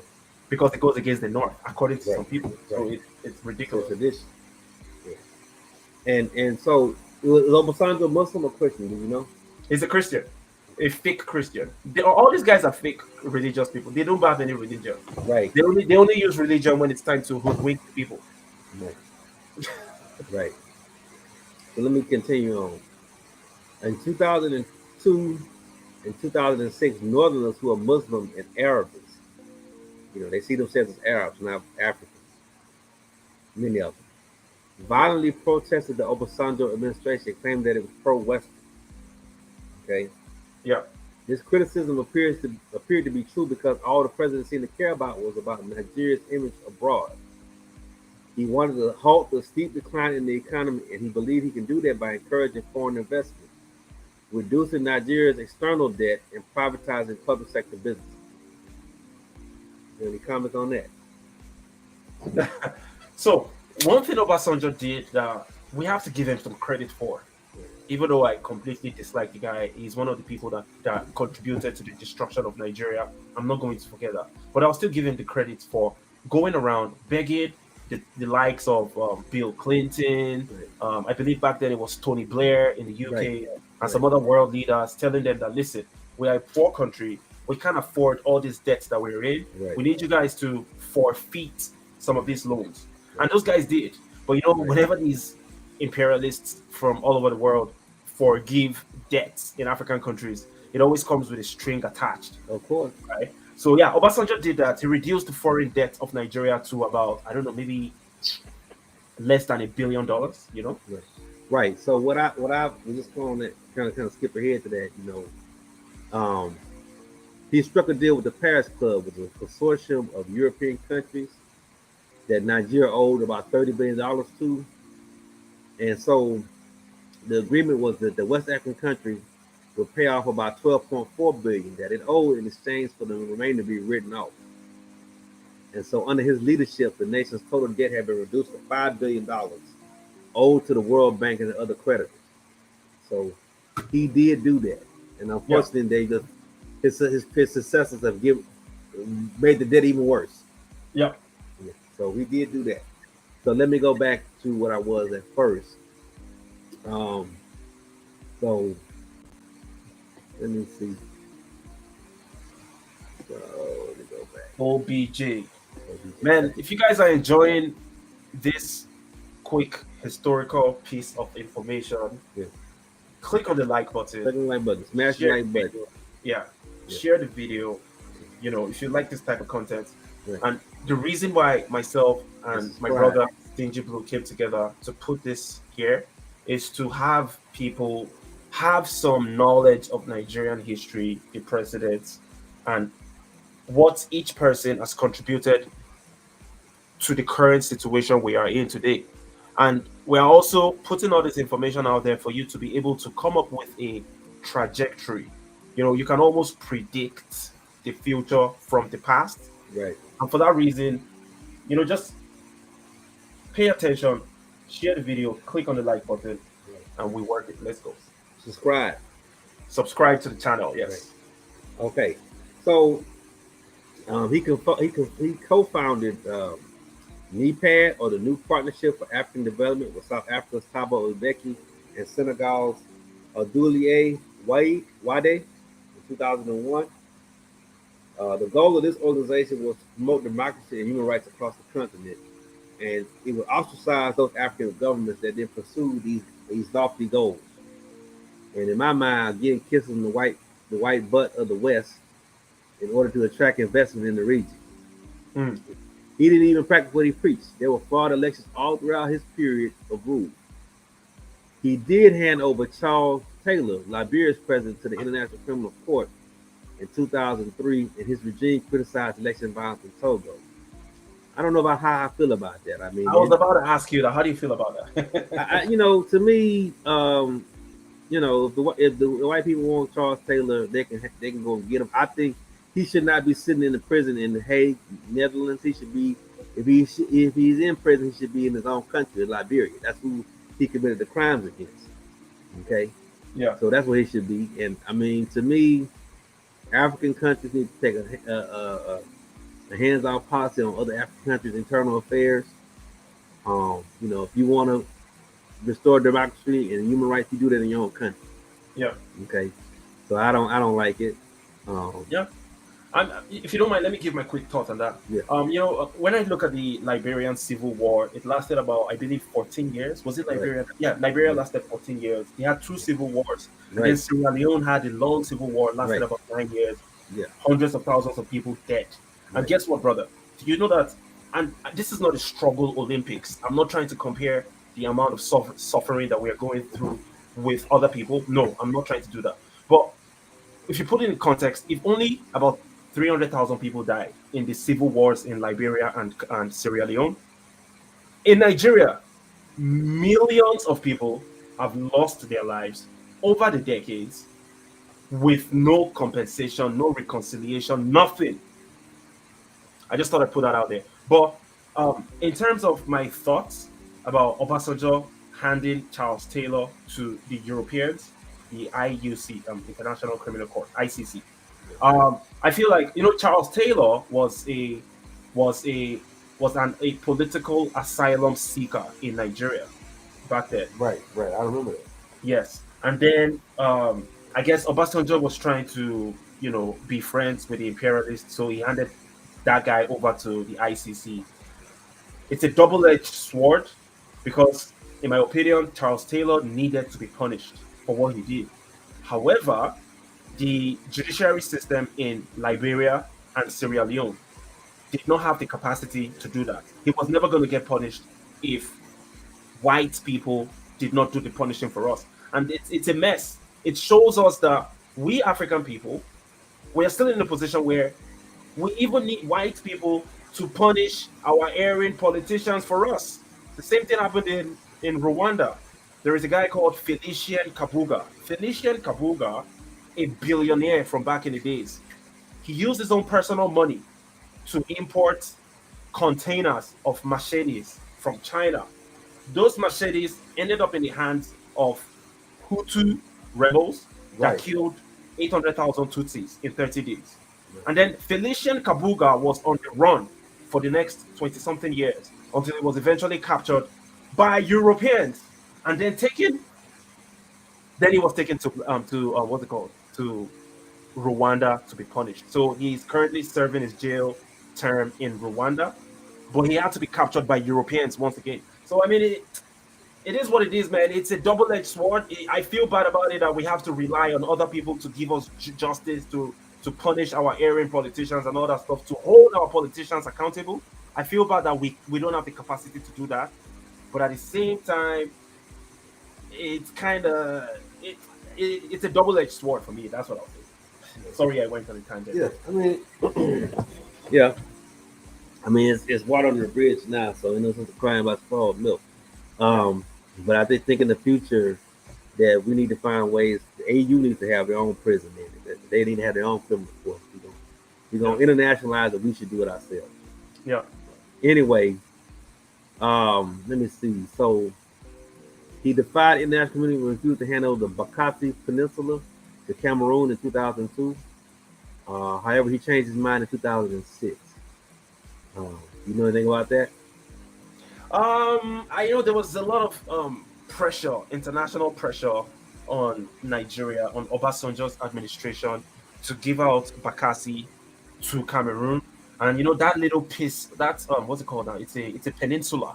Right. That tiny peninsula over there, very close to Calabar and very close to southwest Cameroon, is super duper oil rich. It has so much crude oil and natural gas that any country that can harness those natural resources would make billions, you know, create employment for the people, have money to build infrastructure and improve the standard of living of the people. But eventually, Obasanjo did. He relinquished Bakassi to Cameroon, and Cameroon hasn't really done much with Bakassi either because they are controlled by the French. The French put a puppet, Paul Biya, to be their president for the last 40 something years, and the guy has completely decimated the country. But yeah, man, every opportunity I have, I just berate these African politicians. They are useless. Yeah. Yeah. So I do. I mean, you know, I know it's always a hidden hand, but they have to accept responsibility and accountability too. Yeah. Yeah. So Yeah. So yeah, right now Bakassi is owned by Cameroon. I hope it'll reduce the poverty for the people of that part of the country. Hopefully, once they can get rid of Paul Biya and start forging ahead. But unfortunately, the Paul Biya situation has planted the Amazonian conflict that is right. not going away. It's not going to go anywhere. If there is no justice, there can't be peace, period. And it's the same problem we have in Nigeria where we have different seeds that have been planted and they are not going anywhere. Like Right. The Biafran seed is not going anywhere. It's been there since 1967. It Right. is not going anywhere because Right. the criminals that killed people, innocent women and children, they told us, the people, that those criminals, like Muritala Mohammed, that they are the heroes of Nigeria. They even Right. went ahead and named public infrastructure like The Lagos airport. airports. Right. Lagos airport is named after Muritala Mohammed, a genocidist, a criminal. Unfortunately, a lot of us don't even know that because we've not taken our time to do our research. But just thought I'd Right. put So, that out so let me wrap it up with him. And you know, Nollywood took off under his reign. there. Hmm. And that became like a helping image, international image of Nigeria. They produced more movies than Hollywood and Bollywood combined. Um, you know, then there was in 2003 he was reelected. His campaign for $4 was successful. Foreign direct investment increased from 1.1 billion in 2000 to almost 2 billion in 2005, and GDP grew from 2.9% to 4.9% and remained at 5% until 2006. Most Nigerians in urban areas, however, didn't benefit from this growth. There were also problems in the oil industry, and revenue environmental destruction and stolen revenue were chief among them. Hmm. So did you see that the growth was going on in the early 2000s? Or did you sense, um, things were getting better under Obasanjo at that point or no? Um, I'll be honest. I'll speak about my own family. We did benefit from Obasanjo's administration because back then we were living in government provided housing, and then Obasanjo created the first, I would say, installmental payment type of structure for government workers to pay off those government houses they were living in. And that's how my family was able to pay off the first house in Abuja during Obasanjo's era. So, I mean, if I want to be selfish, I'll say yes, I did benefit a little bit from Obasanjo. But if I compare the losses to the benefits, it's not comparable. Obasanjo completely ruined the country. Obviously, some people are going to benefit from the ruins, and majority of the people did not benefit. So Obasanjo failed. And there is a final part. I'm probably waiting for you to get there. Maybe you're not there Yeah. yet, or I could just put it out there. Obasanjo tried to run for the third term because that greed, that spirit that is in these politicians when they are in power, got into him, and he tried to implement the negative thoughts by running for the third term. It was going to amend the constitution to legalize that process, but he failed woefully. He also became a multi-billionaire while being the president. This was a guy that in 1999, when he came out of prison to become the president, he had nothing. He was poor. Or all of a sudden, in 2007, he's leaving the presidency. He has the biggest farm in Nigeria, Otta Farms. And a lot of people say, I haven't confirmed this information. Otta Farms was converted from Operation Feed the Nation. Operation Feed the Nation was created way back in the 80s, like a farming project owned by the federal government. When Obasanjo became the president, Operation Feed the Nation was converted into Otta Farms, personally owned by Obasanjo, and he became a billionaire. So he's a corrupt guy, obviously. He's a corrupt individual. Plus, there is more. Recently, during these elections going on with Atiku Abubakar and Tinubu, they are currently fighting dirty, Right. exposing all their secrets. Right. Atiku Abubakar's aide, one of his former aides, has exposed Atiku Abubakar for being extremely corrupt, creating what they call SPVs, special purpose vehicles, which are basically companies, dummy companies that are created to uh, to collect government contracts without doing anything. But those companies are owned by the government officials themselves, from the president, Obasanjo, and Atiku Abubakar. Yeah. So a company is created in Atiku Abubakar's nephew's name or family friend's name. So there is no direct relationship with Atiku. Then that company is awarded contracts to construct a roadway costing billions of naira, and nothing is getting done because the money is siphoned back to Atiku Abubakar. Some guy has been exposing Atiku and Obasanjo in the last couple of weeks. It's all over Twitter. I can find one of those videos later on to play. It does surprise me. They always find a way to steal, and they get more and more creative with it.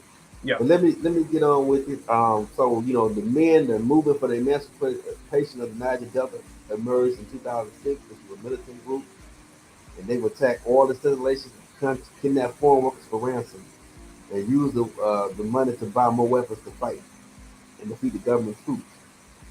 And this was a big story in the United States because it was affecting American oil companies doing business with. Hmm. You know, so as a result, oil export production and exports shrank, um, uh, while the non-oil sector of the economy grew by 8.9%. Hmm. The per capita increased from $280 in 2000 to 560 in 2005, so it doubled. However, most poor and working class Nigerians did not benefit. Instead, only the Nigeria's rich got richer. Is that the story of in the world? The rich always get richer no matter what. Yeah. Yeah. So I mean, they said people who worked in Nigeria's capital, Abuja, had to live outside in shanty towns Yeah. because they were forbidden from building new homes there, so Yes. they could, Yeah. so they can maintain a clean, prestige image for foreigners and Nigeria's elite. Yep. Can you speak to that?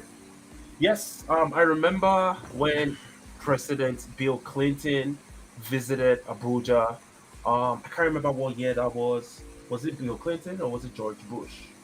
I think it was George Bush. Did you know that Obasanjo then was president, and this guy basically started? I was in Abuja. He basically started breaking illegal structures across Abuja because we have millions of homeless people. To us, we don't even consider it as homelessness because as far as you have a place to rest your head, you can basically be living under a staircase.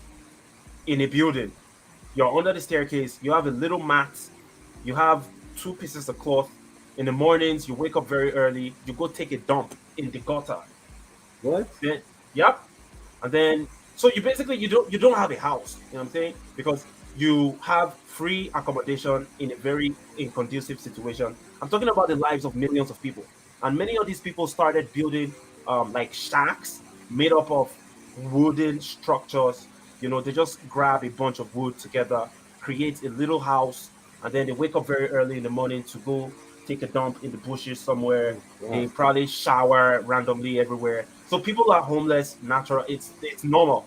But when that president of the United States was visiting, Obasanjo used El Rufai, who was the Minister of Federal Capital Territory, to Mhm. break down all those shacks across the city because they wanted to present a positive image of Abuja to Bill Clinton or George Bush, whoever it was.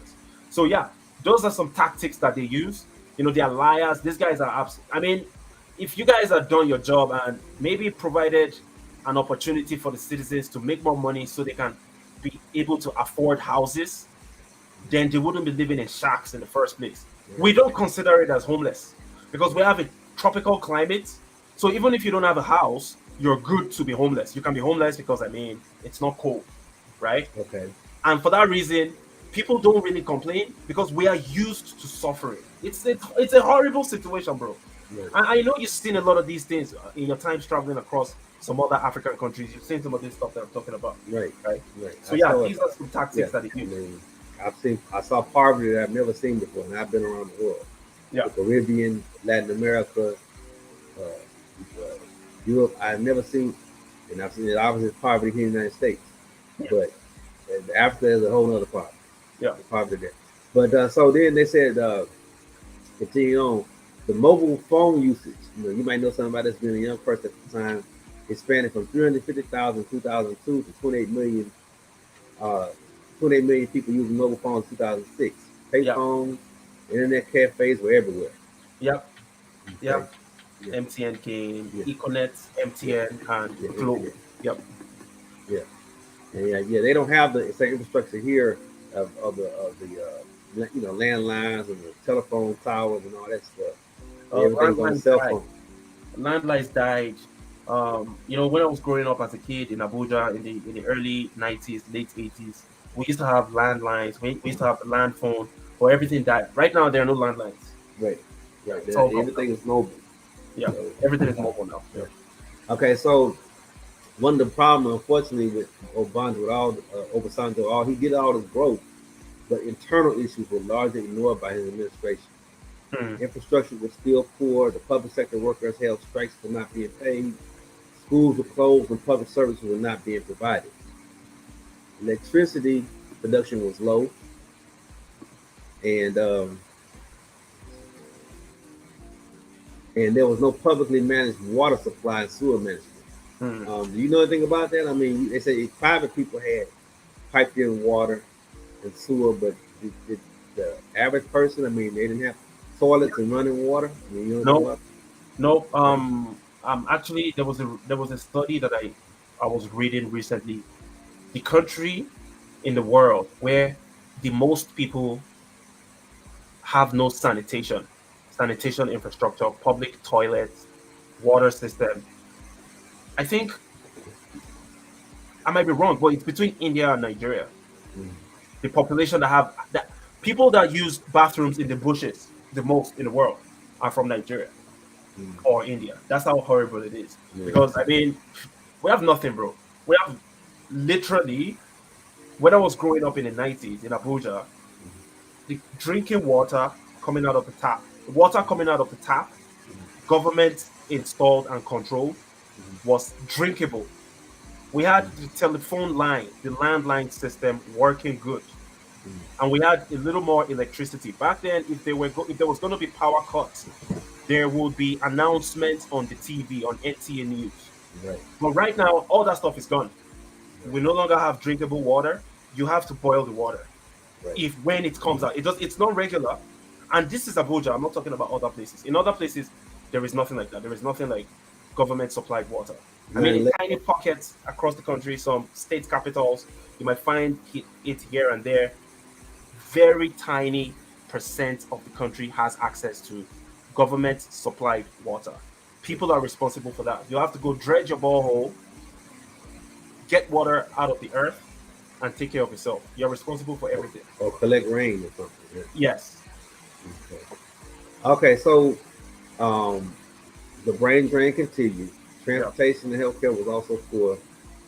At the time, Yar'Adua was in the government, and so was Atiku, and they frequently left the country for health reasons. That's which Atiku is still doing right now.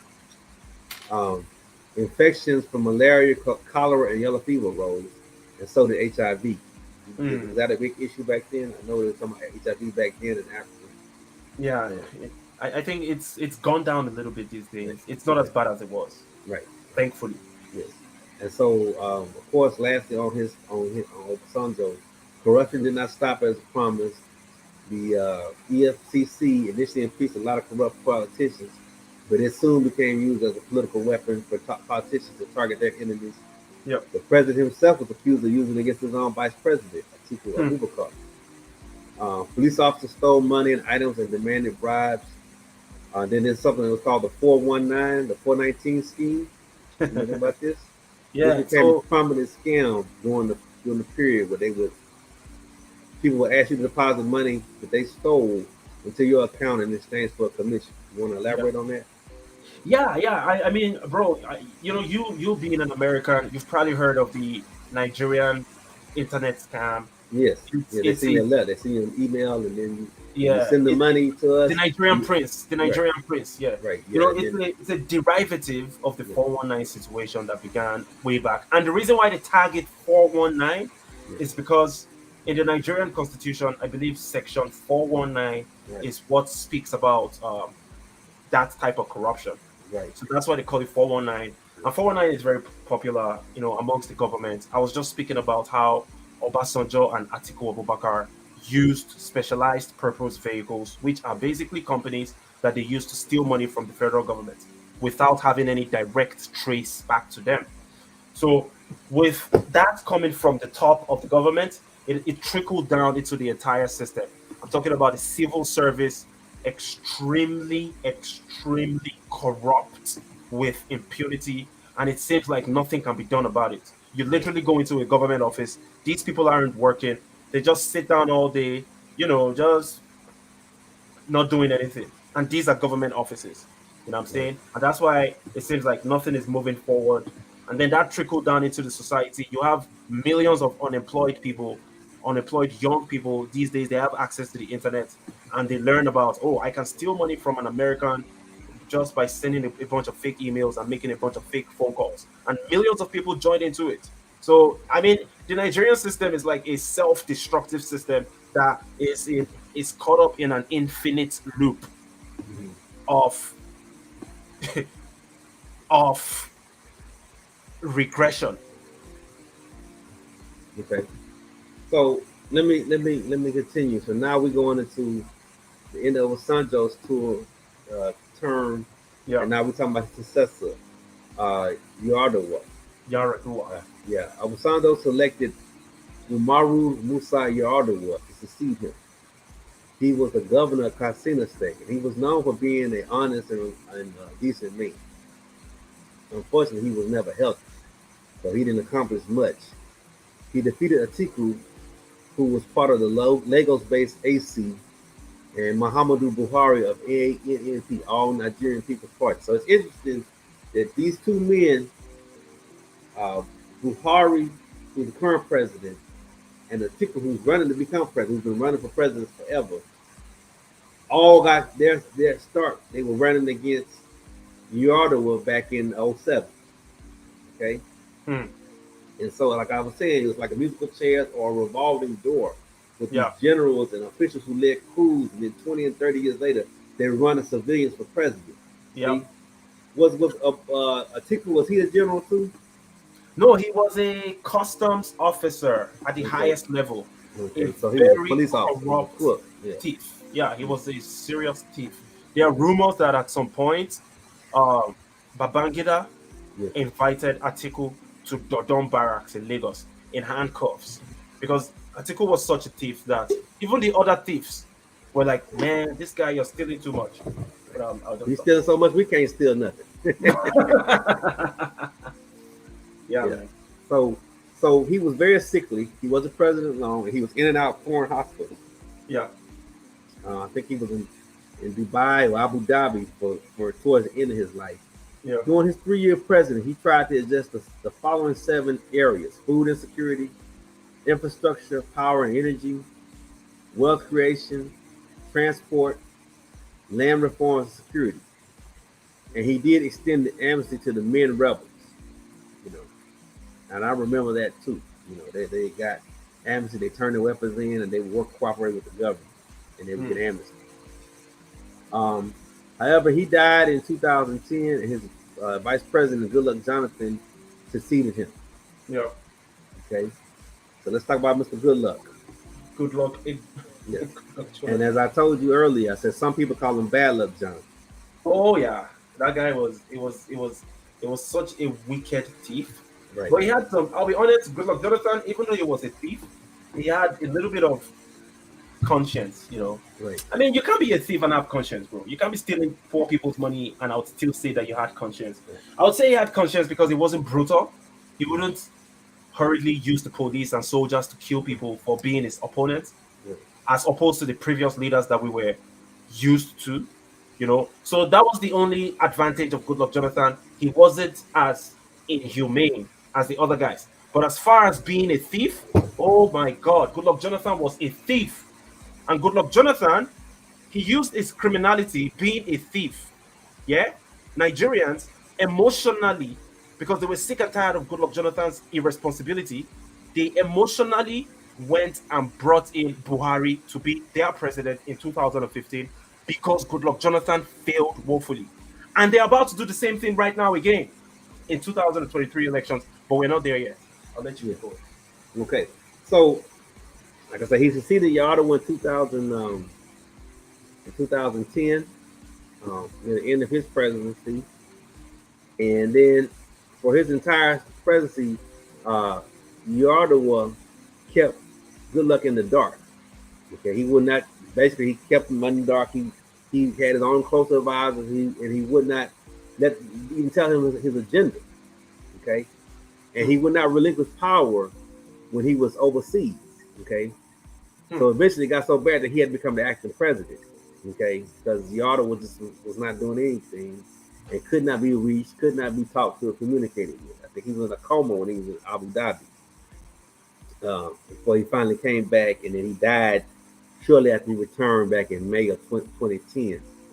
So after finishing the final year of his predecessor's term, Goodluck was elected president in 2011. Under his rule, Nigeria became the largest economy in Africa. Okay, surpassing South Africa and Egypt. Okay. They had retooled their GDP, and that's how it became the largest economy. His government accrued over $454 billion in oil revenue. He built new railways, including the Abuja-Kaduna Railway. Okay, have you ever been on that? Brother, the Abuja-Kaduna Railway, as we speak, last year they had. I've actually been on it before, just so you know. Yeah, terrorists are taking over it now. Yeah. Terrorists has taken over. Just last week, about a week ago, the trains derailed off the tracks and had passengers stranded in the forests close to the epicenter of the terrorists. Right. And people were panicking. And that was like the third rail derailment going on in 3 weeks in the country. It's a brand new rail. It's brand new rails.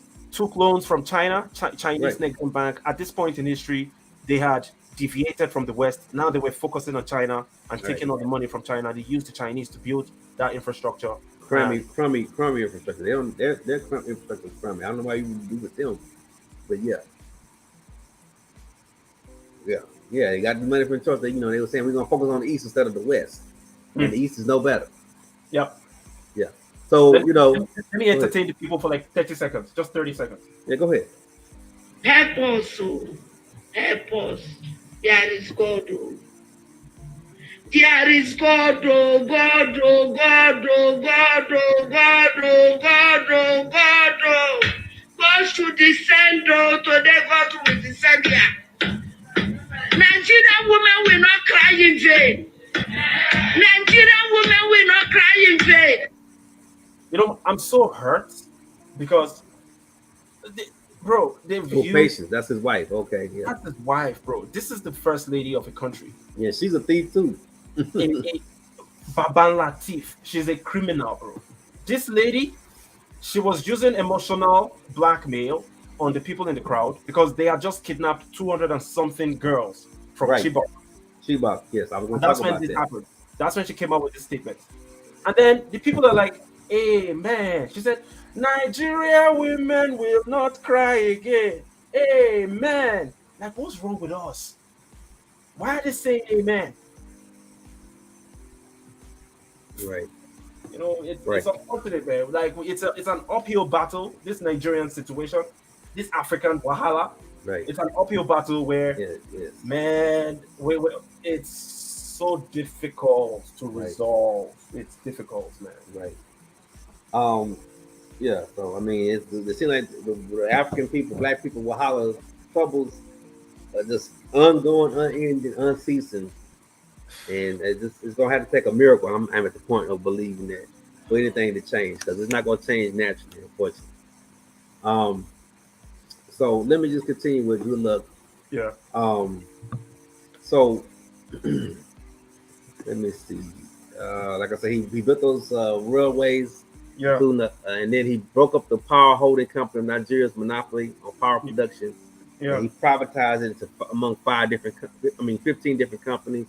yeah. The country's Nigeria's stature on the world stage also increased under Jonathan, and it became China's second largest oil producer.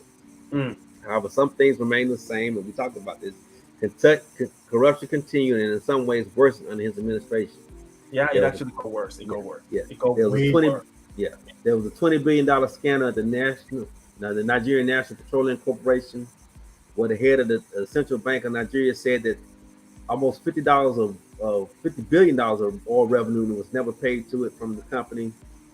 Then you had Dasuki Gate, Mm. where the National Security Director or National Security Advisor Sambo Dasuki stole $2 billion. Yeah, I think it's like you were talking about this the special private vehicle. He yeah, signs this arms deal, and the $2 billion went to him directly. yeah. And it was also around this time that Dasuki, responsible for the security, well, he was a stakeholder in the security architecture of the country. Right, He became a billionaire because he right, stole all the money, right, and then the right, insecurity got worse. right. More people got Exactly. killed. That's exactly. I mean, every time they have, whether it's the military, whether it's the phone company, the power company, oil company, whether it's something, they find a way to use the money for themselves instead of what it's supposed to be for. Hmm. They don't even have still a little bit to keep it going, keep it afloat. You know, take a little bit here and there. They take all the money. You know. Yeah. So then, like I say, many civilian and military officials, including patients, Jonathan stole billions. Yeah, Okay. he Okay. did. Him, his wife, Yeah, Patience yeah, Jonathan, Patience his Jonathan. girlfriend. He had his girlfriend here. This lady, she ran away to, I believe, St. Kitts and Nevis. Yes. Yes. Diezani We talked about Madikwe. She stole billions and billions and billions of dollars, bro. Yes. His She, baby mama. yeah, look, yeah, maybe she even has a kid for Jonathan. You know, Yeah. Probably so. Who knows? But she's hiding out in the Caribbean, and living in lap of luxury right now, billions of dollars. Yep. Yes. She purchased the citizenship out there in St. Kitts and Nevis. One time, the EFCC, you know, Buhari was pretending like he was fighting against corruption. When he got in, he used the EFCC to go after Diezani Madikwe's stolen properties, and they were able to auction golden and diamond bras. Right. In a poverty-stricken country. A former minister of petroleum, Goodluck Jonathan's girlfriend, Diezani Madikwe, stole billions of dollars and used that money to buy golden and diamond bras. It's just sick, man. It's like gold-plated toilets and stuff. It doesn't make any sense. Like, Security issues, particularly terrorism, ramped up under Jonathan, and this is why we are. This is what you're in. The most famous one, which you just mentioned, was the kidnapping of the 200 girls from the school in Chibok in 2014. Chibok, okay. Chibok, yeah. Chibok. In 2014 by Boko Haram. That's how they came onto the world scene, by kidnapping so many girls. This incident outraged so many around the world, including the U.S. President and First Lady Barack and Michelle Obama, and members of the Congress and UK Parliament. Many women's rights activists and celebrities were also outraged, and they came up with this mantra: "Bring back our girls." Remember that? Yeah. And now that's nothing. I mean, you got hundreds, 600, 500 girls getting stolen, and boys too now. So that's nothing. You know, back then it was a huge global news. 276 girls kidnapped from Chibok. Everybody was outraged. These days, I can't count how many mass kidnappings have happened. Right. I can't even count. We lost count. These days, I'll tell you guys the truth.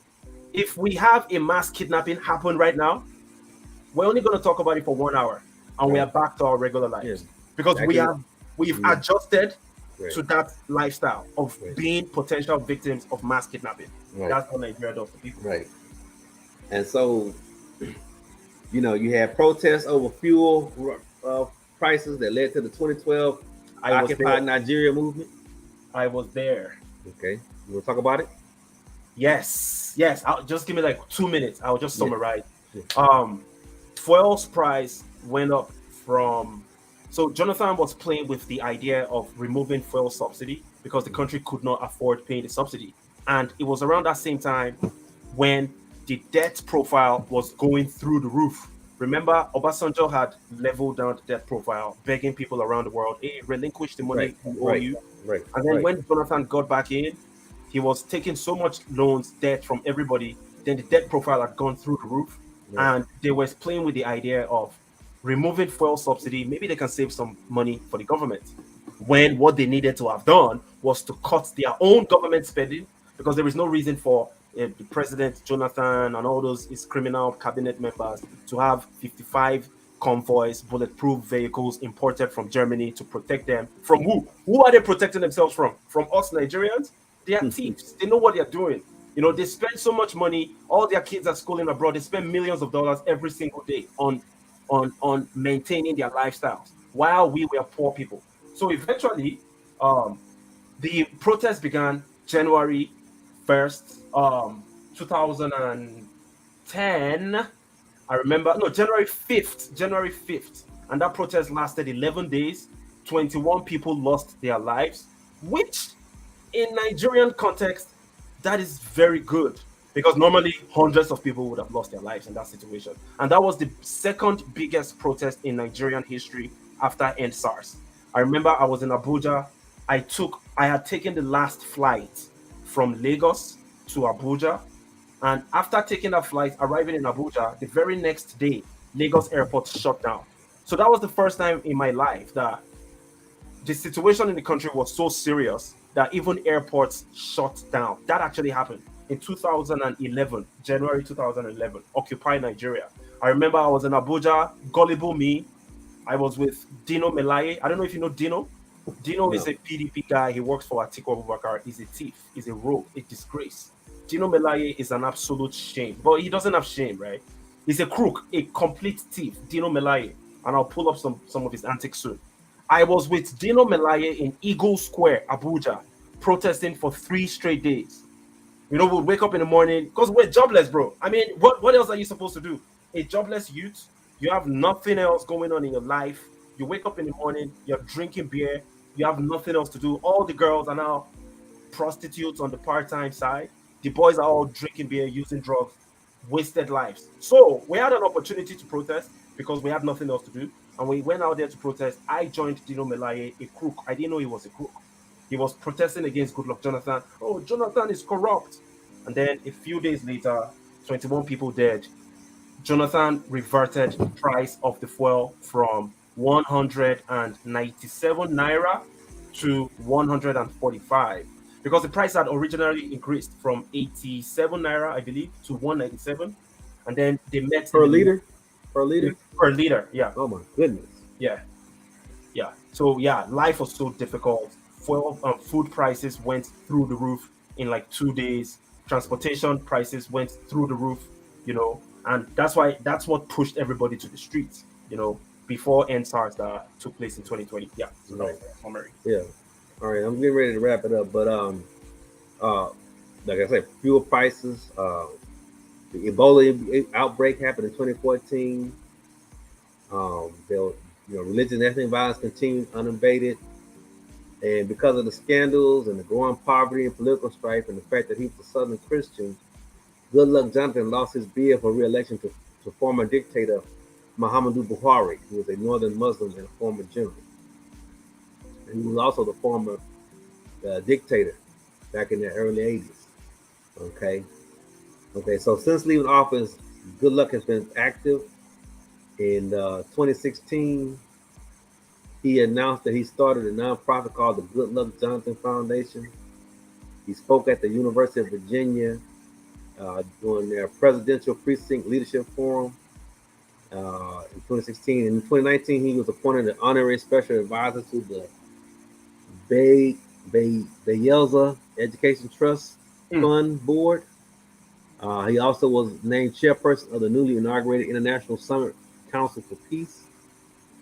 In 2020, he was appointed special envoy of the ECOWAS to lead mediation during the 2020 Malian protests. And then briefly in 2022, he tried to run for president under the All People's Congress, or the ruling parties, try to get their nomination, but he had little support. So that's Goodluck Jonathan. Now he's just trying to steal more money and try to figure out more ways to legitimize his legacy. Do you want to say anything about any further thing about Goodluck? I have nothing but disparaging comments about all these Nigerian politicians, including Goodluck Jonathan. Right. Jonathan is a thief. He is a billionaire today simply because he was once a politician, not because he invented anything or because he created a solution to the problems of the people of Bayelsa or Nigeria at large. Bayelsa, by the way, is one of the oil producing states that is suffering heavy levels um, of crude oil spills and pollution. And also, something funny happened in 2022. There was a massive flood that happened in a huge percentage of Nigeria. And Goodluck Jonathan's Bayelsa home, one of his homes, he has many houses. All these guys are billionaires. One of his numerous homes was submerged. One of his numerous mansions was submerged by the flood. And then what that told me is that these politicians are so dumb that they can't even protect themselves. The least you could have done is to create drainage infrastructure or some sort of a mitigating effect for a potential flood. But you didn't because you stole all the money. You put the money in your bank account and had your people suffer. Now the consequence came back and beat Goodluck Jonathan in the behind when his house was submerged in the 2022 floods in Bayelsa. Yeah. So that's what I have to say about Jonathan. Yeah. I mean, same thing happened to Senator Trent Lott of Mississippi during Katrina. I don't know if you heard about that bad hurricane that we had. Yes, about in 2004. Yeah, 2006. Six. And yes, and so many he wound up losing his house because they didn't prepare for that, preparation for that storm. Put the infrastructure in place to prevent flooding and everything. Yeah. And then the insurance company didn't want to pay. So I mean, what goes around sometimes does come around. Yep. The last one is the current thief, Buhari. Buhari's an issue. And I just, you talked about him ad nauseum. I don't know if you really want to say anything much about him. I mean, Buhari doesn't even deserve any airtime at this point. The only thing he deserves is jail. Buhari should be in prison. Right. But unfortunately, Nigeria is such a country where guys like that, I mean, this is a guy whose crimes have been documented. The entire world knows. Buhari completely destroyed the judiciary process in Nigeria, disobeys court orders. Court orders issued by the federal high courts, customary courts, magistrate courts. Buhari disobeys them whenever he feels like, and nobody can hold him accountable. So this guy is pretty much like he owns the country, So he should pay for his crimes, in my opinion. He has put millions of people in poverty and increased the amount of insecurity around the country, and he has destroyed the cohesion amongst different ethnic groups in Nigeria. These days, we are way more divided than we've been in the history of the country, all thanks to Buhari. But he wasn't the only one. The previous guys that we mentioned in this broadcast, Goodluck Jonathan, Obasanjo, Abdul Salam, Babangida, IBB, they all contributed to this, to where we are. All of them, each and every I last mean, one of them. yes, So yes. I would say even more so than the previous military dictators and corrupt leaders in in, in in the first half of the Nigerian independence. It's just that last 16 years really destroyed that country, just took out the guts yeah, of Nigeria. And so even Obasanjo wasn't able to do too much and build because the poverty is so intractable there. And the problems, the social and economic and political problems and religious problems, cultural problems, so intractable there that it's going to take decades upon decades to fix. And it's not going to happen um, with the way things are. You have to have a national cohesion. And I agree with you. You know, Nigeria is a failed experiment at this point, and yeah, it might be time to just kind of break it up. Uh, yeah. you know, but we'll see. So that's all I had to say, man. I want to thank you again for this opportunity. It was very rewarding and exciting to learn as much as I did about Nigerian history. Now I understand why people leave. It's just so bad. It's what you say, but either say stay and fight, but what can you fight with? Yeah. You know, so I understand it, and I'm looking forward to our next show, the weekend of the 18th and the 19th. We're gonna do one of those days, and we're gonna kind Yeah. of chop up the election, The elections. Yeah. the spending election. Our show won't be as long, but we're gonna go in depth, talk Yeah. about you know the way the Nigerian government works currently, local, state, and federal, and then we're gonna talk about the candidates, the pros and cons of all the candidates, and who has the Yeah. best chance of winning, and Yeah. what would Nigeria look like under their presidency? Yeah. What the obstacles they have to face. So, is there anything you want to say in conclusion? Man, I really, really like I'm saying I mean what I'm saying. I genuinely appreciate this lecture because I've learned so much from this broadcast. I had no clue of many things that you said, and it just showcases how much time and effort you put into this research to give us this information. So I'm highly grateful, and I'm always definitely looking to have you come back if you ever have. Yes, Yeah, yes, please do, brother. yes. Yeah, Like I said, we'll do another one in a couple weeks, yeah, and then we'll probably space some out every other month or just in general. Whenever you have a live stream, if I can come on, yeah, like how you used to do in the beginning of the day, so it's organically just pull people up who want to talk. We're in yeah, the comments and want to talk. We'll probably do more of that. yeah, yeah, And maybe we'll do some more collaboration with some other YouTube content creators who are talking about Nigeria and Africa in general. That would be yes. good. And maybe we could do something with some of the other ones, kind of have something lighthearted because it's just so depressing sometimes. Yeah, yeah, yeah, yeah. I It's agree. like, I agree. I agree. can we It, talk it about shouldn't. It shouldn't traveling be to? all negative, man. Yeah, talk about travel to Nigeria. Okay, all right. Well, we know what it is. This is what it is. Maybe we can go to the Oshun Festival. We can go to Cross River State or Lagos Yeah. or whatever, and just kind of or Bougie. You know what I'm saying? And kind of You see know, what's there. last Christmas in Cross Rivers, Yeah, they had a carnival, and it was nice. It yeah, was really, really nice, yeah. actually. So Right, I mean, fine. It's mostly negative, but we shouldn't let that negativity prevent us from exploration. Because at the end of the yeah. day, man, we only have one life to live. You Right, have to give yourself some experiences in life, right. otherwise you're gonna miss out. Right.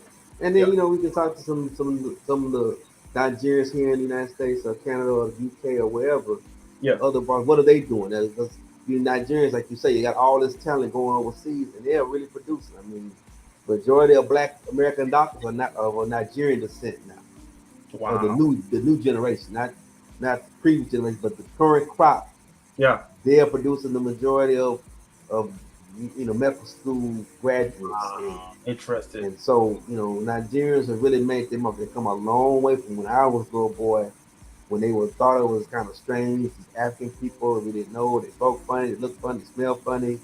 You know what I'm saying? It was just like, and it's like we embraced them, but then at the same time, we kind of kept them at a distance. But then Yeah, over time, they gradually become accepted. You've had different athletes like Hakeem Olajuwon, Yeah. and a lot of people doing Christian Okoye playing football, American football, and all these guys are playing sports and become a part of the American society and African American society in general. And have been Yeah. embraced as African Americans, as Black Americans, Yeah. and while keeping their Nigerian heritage and educating them, and a lot of intermarriage now. Yeah. So you know, I also wanted to mention to you, in case you're not aware, right. the Nigerians that you see abroad in America and any other country outside of Nigeria, especially in the Western world, in my rough estimates, 90% of them are from the southern part of Nigeria. Yes, Because yes, northern exactly. Nigerians Yes. don't stay abroad. If they Yes. travel, they go back. You almost never hear from about any Hausa or Fulani people or any other northern ethnicity. It's usually either Igbo number one, and then Yoruba Yes. or Benin, something like that. Yes. Southerners, Yeah. and that's the face of Nigeria to the world. We don't see the, and so when we think of Nigeria, we think of them. Yep. And then when you hear like, well, what's going on with the Northerners, it's like, what's going on? I mean, Nigerians are so brilliant, they're so smart, they're industrious, they're business minded, entrepreneurial. It's like, why is this country rocking, man, just rolling, and booming? You're supposed to be the economy, the number one economy in Africa, the powerhouse of Africa, and it's like, I would love to go there if it was like that, And then if you think about it, that complexity, these faces on the screen, right. that have been the past president since 1979, Right. just two of them are from the south. Every Right. other guy from the north. So that just tells you how lopsided Nigeria is as a country. Right. This is the picture of Nigeria. People outside of Nigeria, they only see southern Nigerians, Right. but the people in control of Nigeria are northern Nigerians. And as I told you, I have, from what I learned about history, and the Hausa of Fulani, they accomplished great things under their own culture. And if they would have done, even if they were the dominant group, if they were leading the country in the right direction, I wouldn't have such much of a problem with it. I mean, obviously I'm not there. And like I told you, in our last program, my experience is because Black people here have been fractured and denied and lost our culture because of slavery. Yes. That we don't have, we going in different directions. What's kept us together has been the oppression. You guys have a culture is exclusive of that, independent of that you developed, and that should be guiding you guys in a certain direction. You know what I'm saying? It's like the Chinese have a culture. There are different ethnicities in China, but they all go in the same direction. Yeah. They're Chinese first, and the other ethnicities second. Yes. And if Nigeria can get to that, and the other African countries can get to that, can just do great things. Yeah. So, yeah. So, yeah, man, I appreciate it, man. It's been a wonderful privilege and honor. Yes, I'm looking forward to the next event. It's going to be less intense with the research. It's going to be just more my observations. Yeah. You know what I'm saying? And we can just kind of go back and forth. I would love for the people, y'all watching, come on, call in. Yeah. Or send us chat and we bring you up. We can talk and you can tell your side of it and your perspective. We would love that. Had an interaction. Don't be shy, man. If you're ever shy to join us in this conversation, right? We're not intimidating. We're regular people of the world, and we just like ourselves and our country, and we want the best for ourselves. So you can always chime in.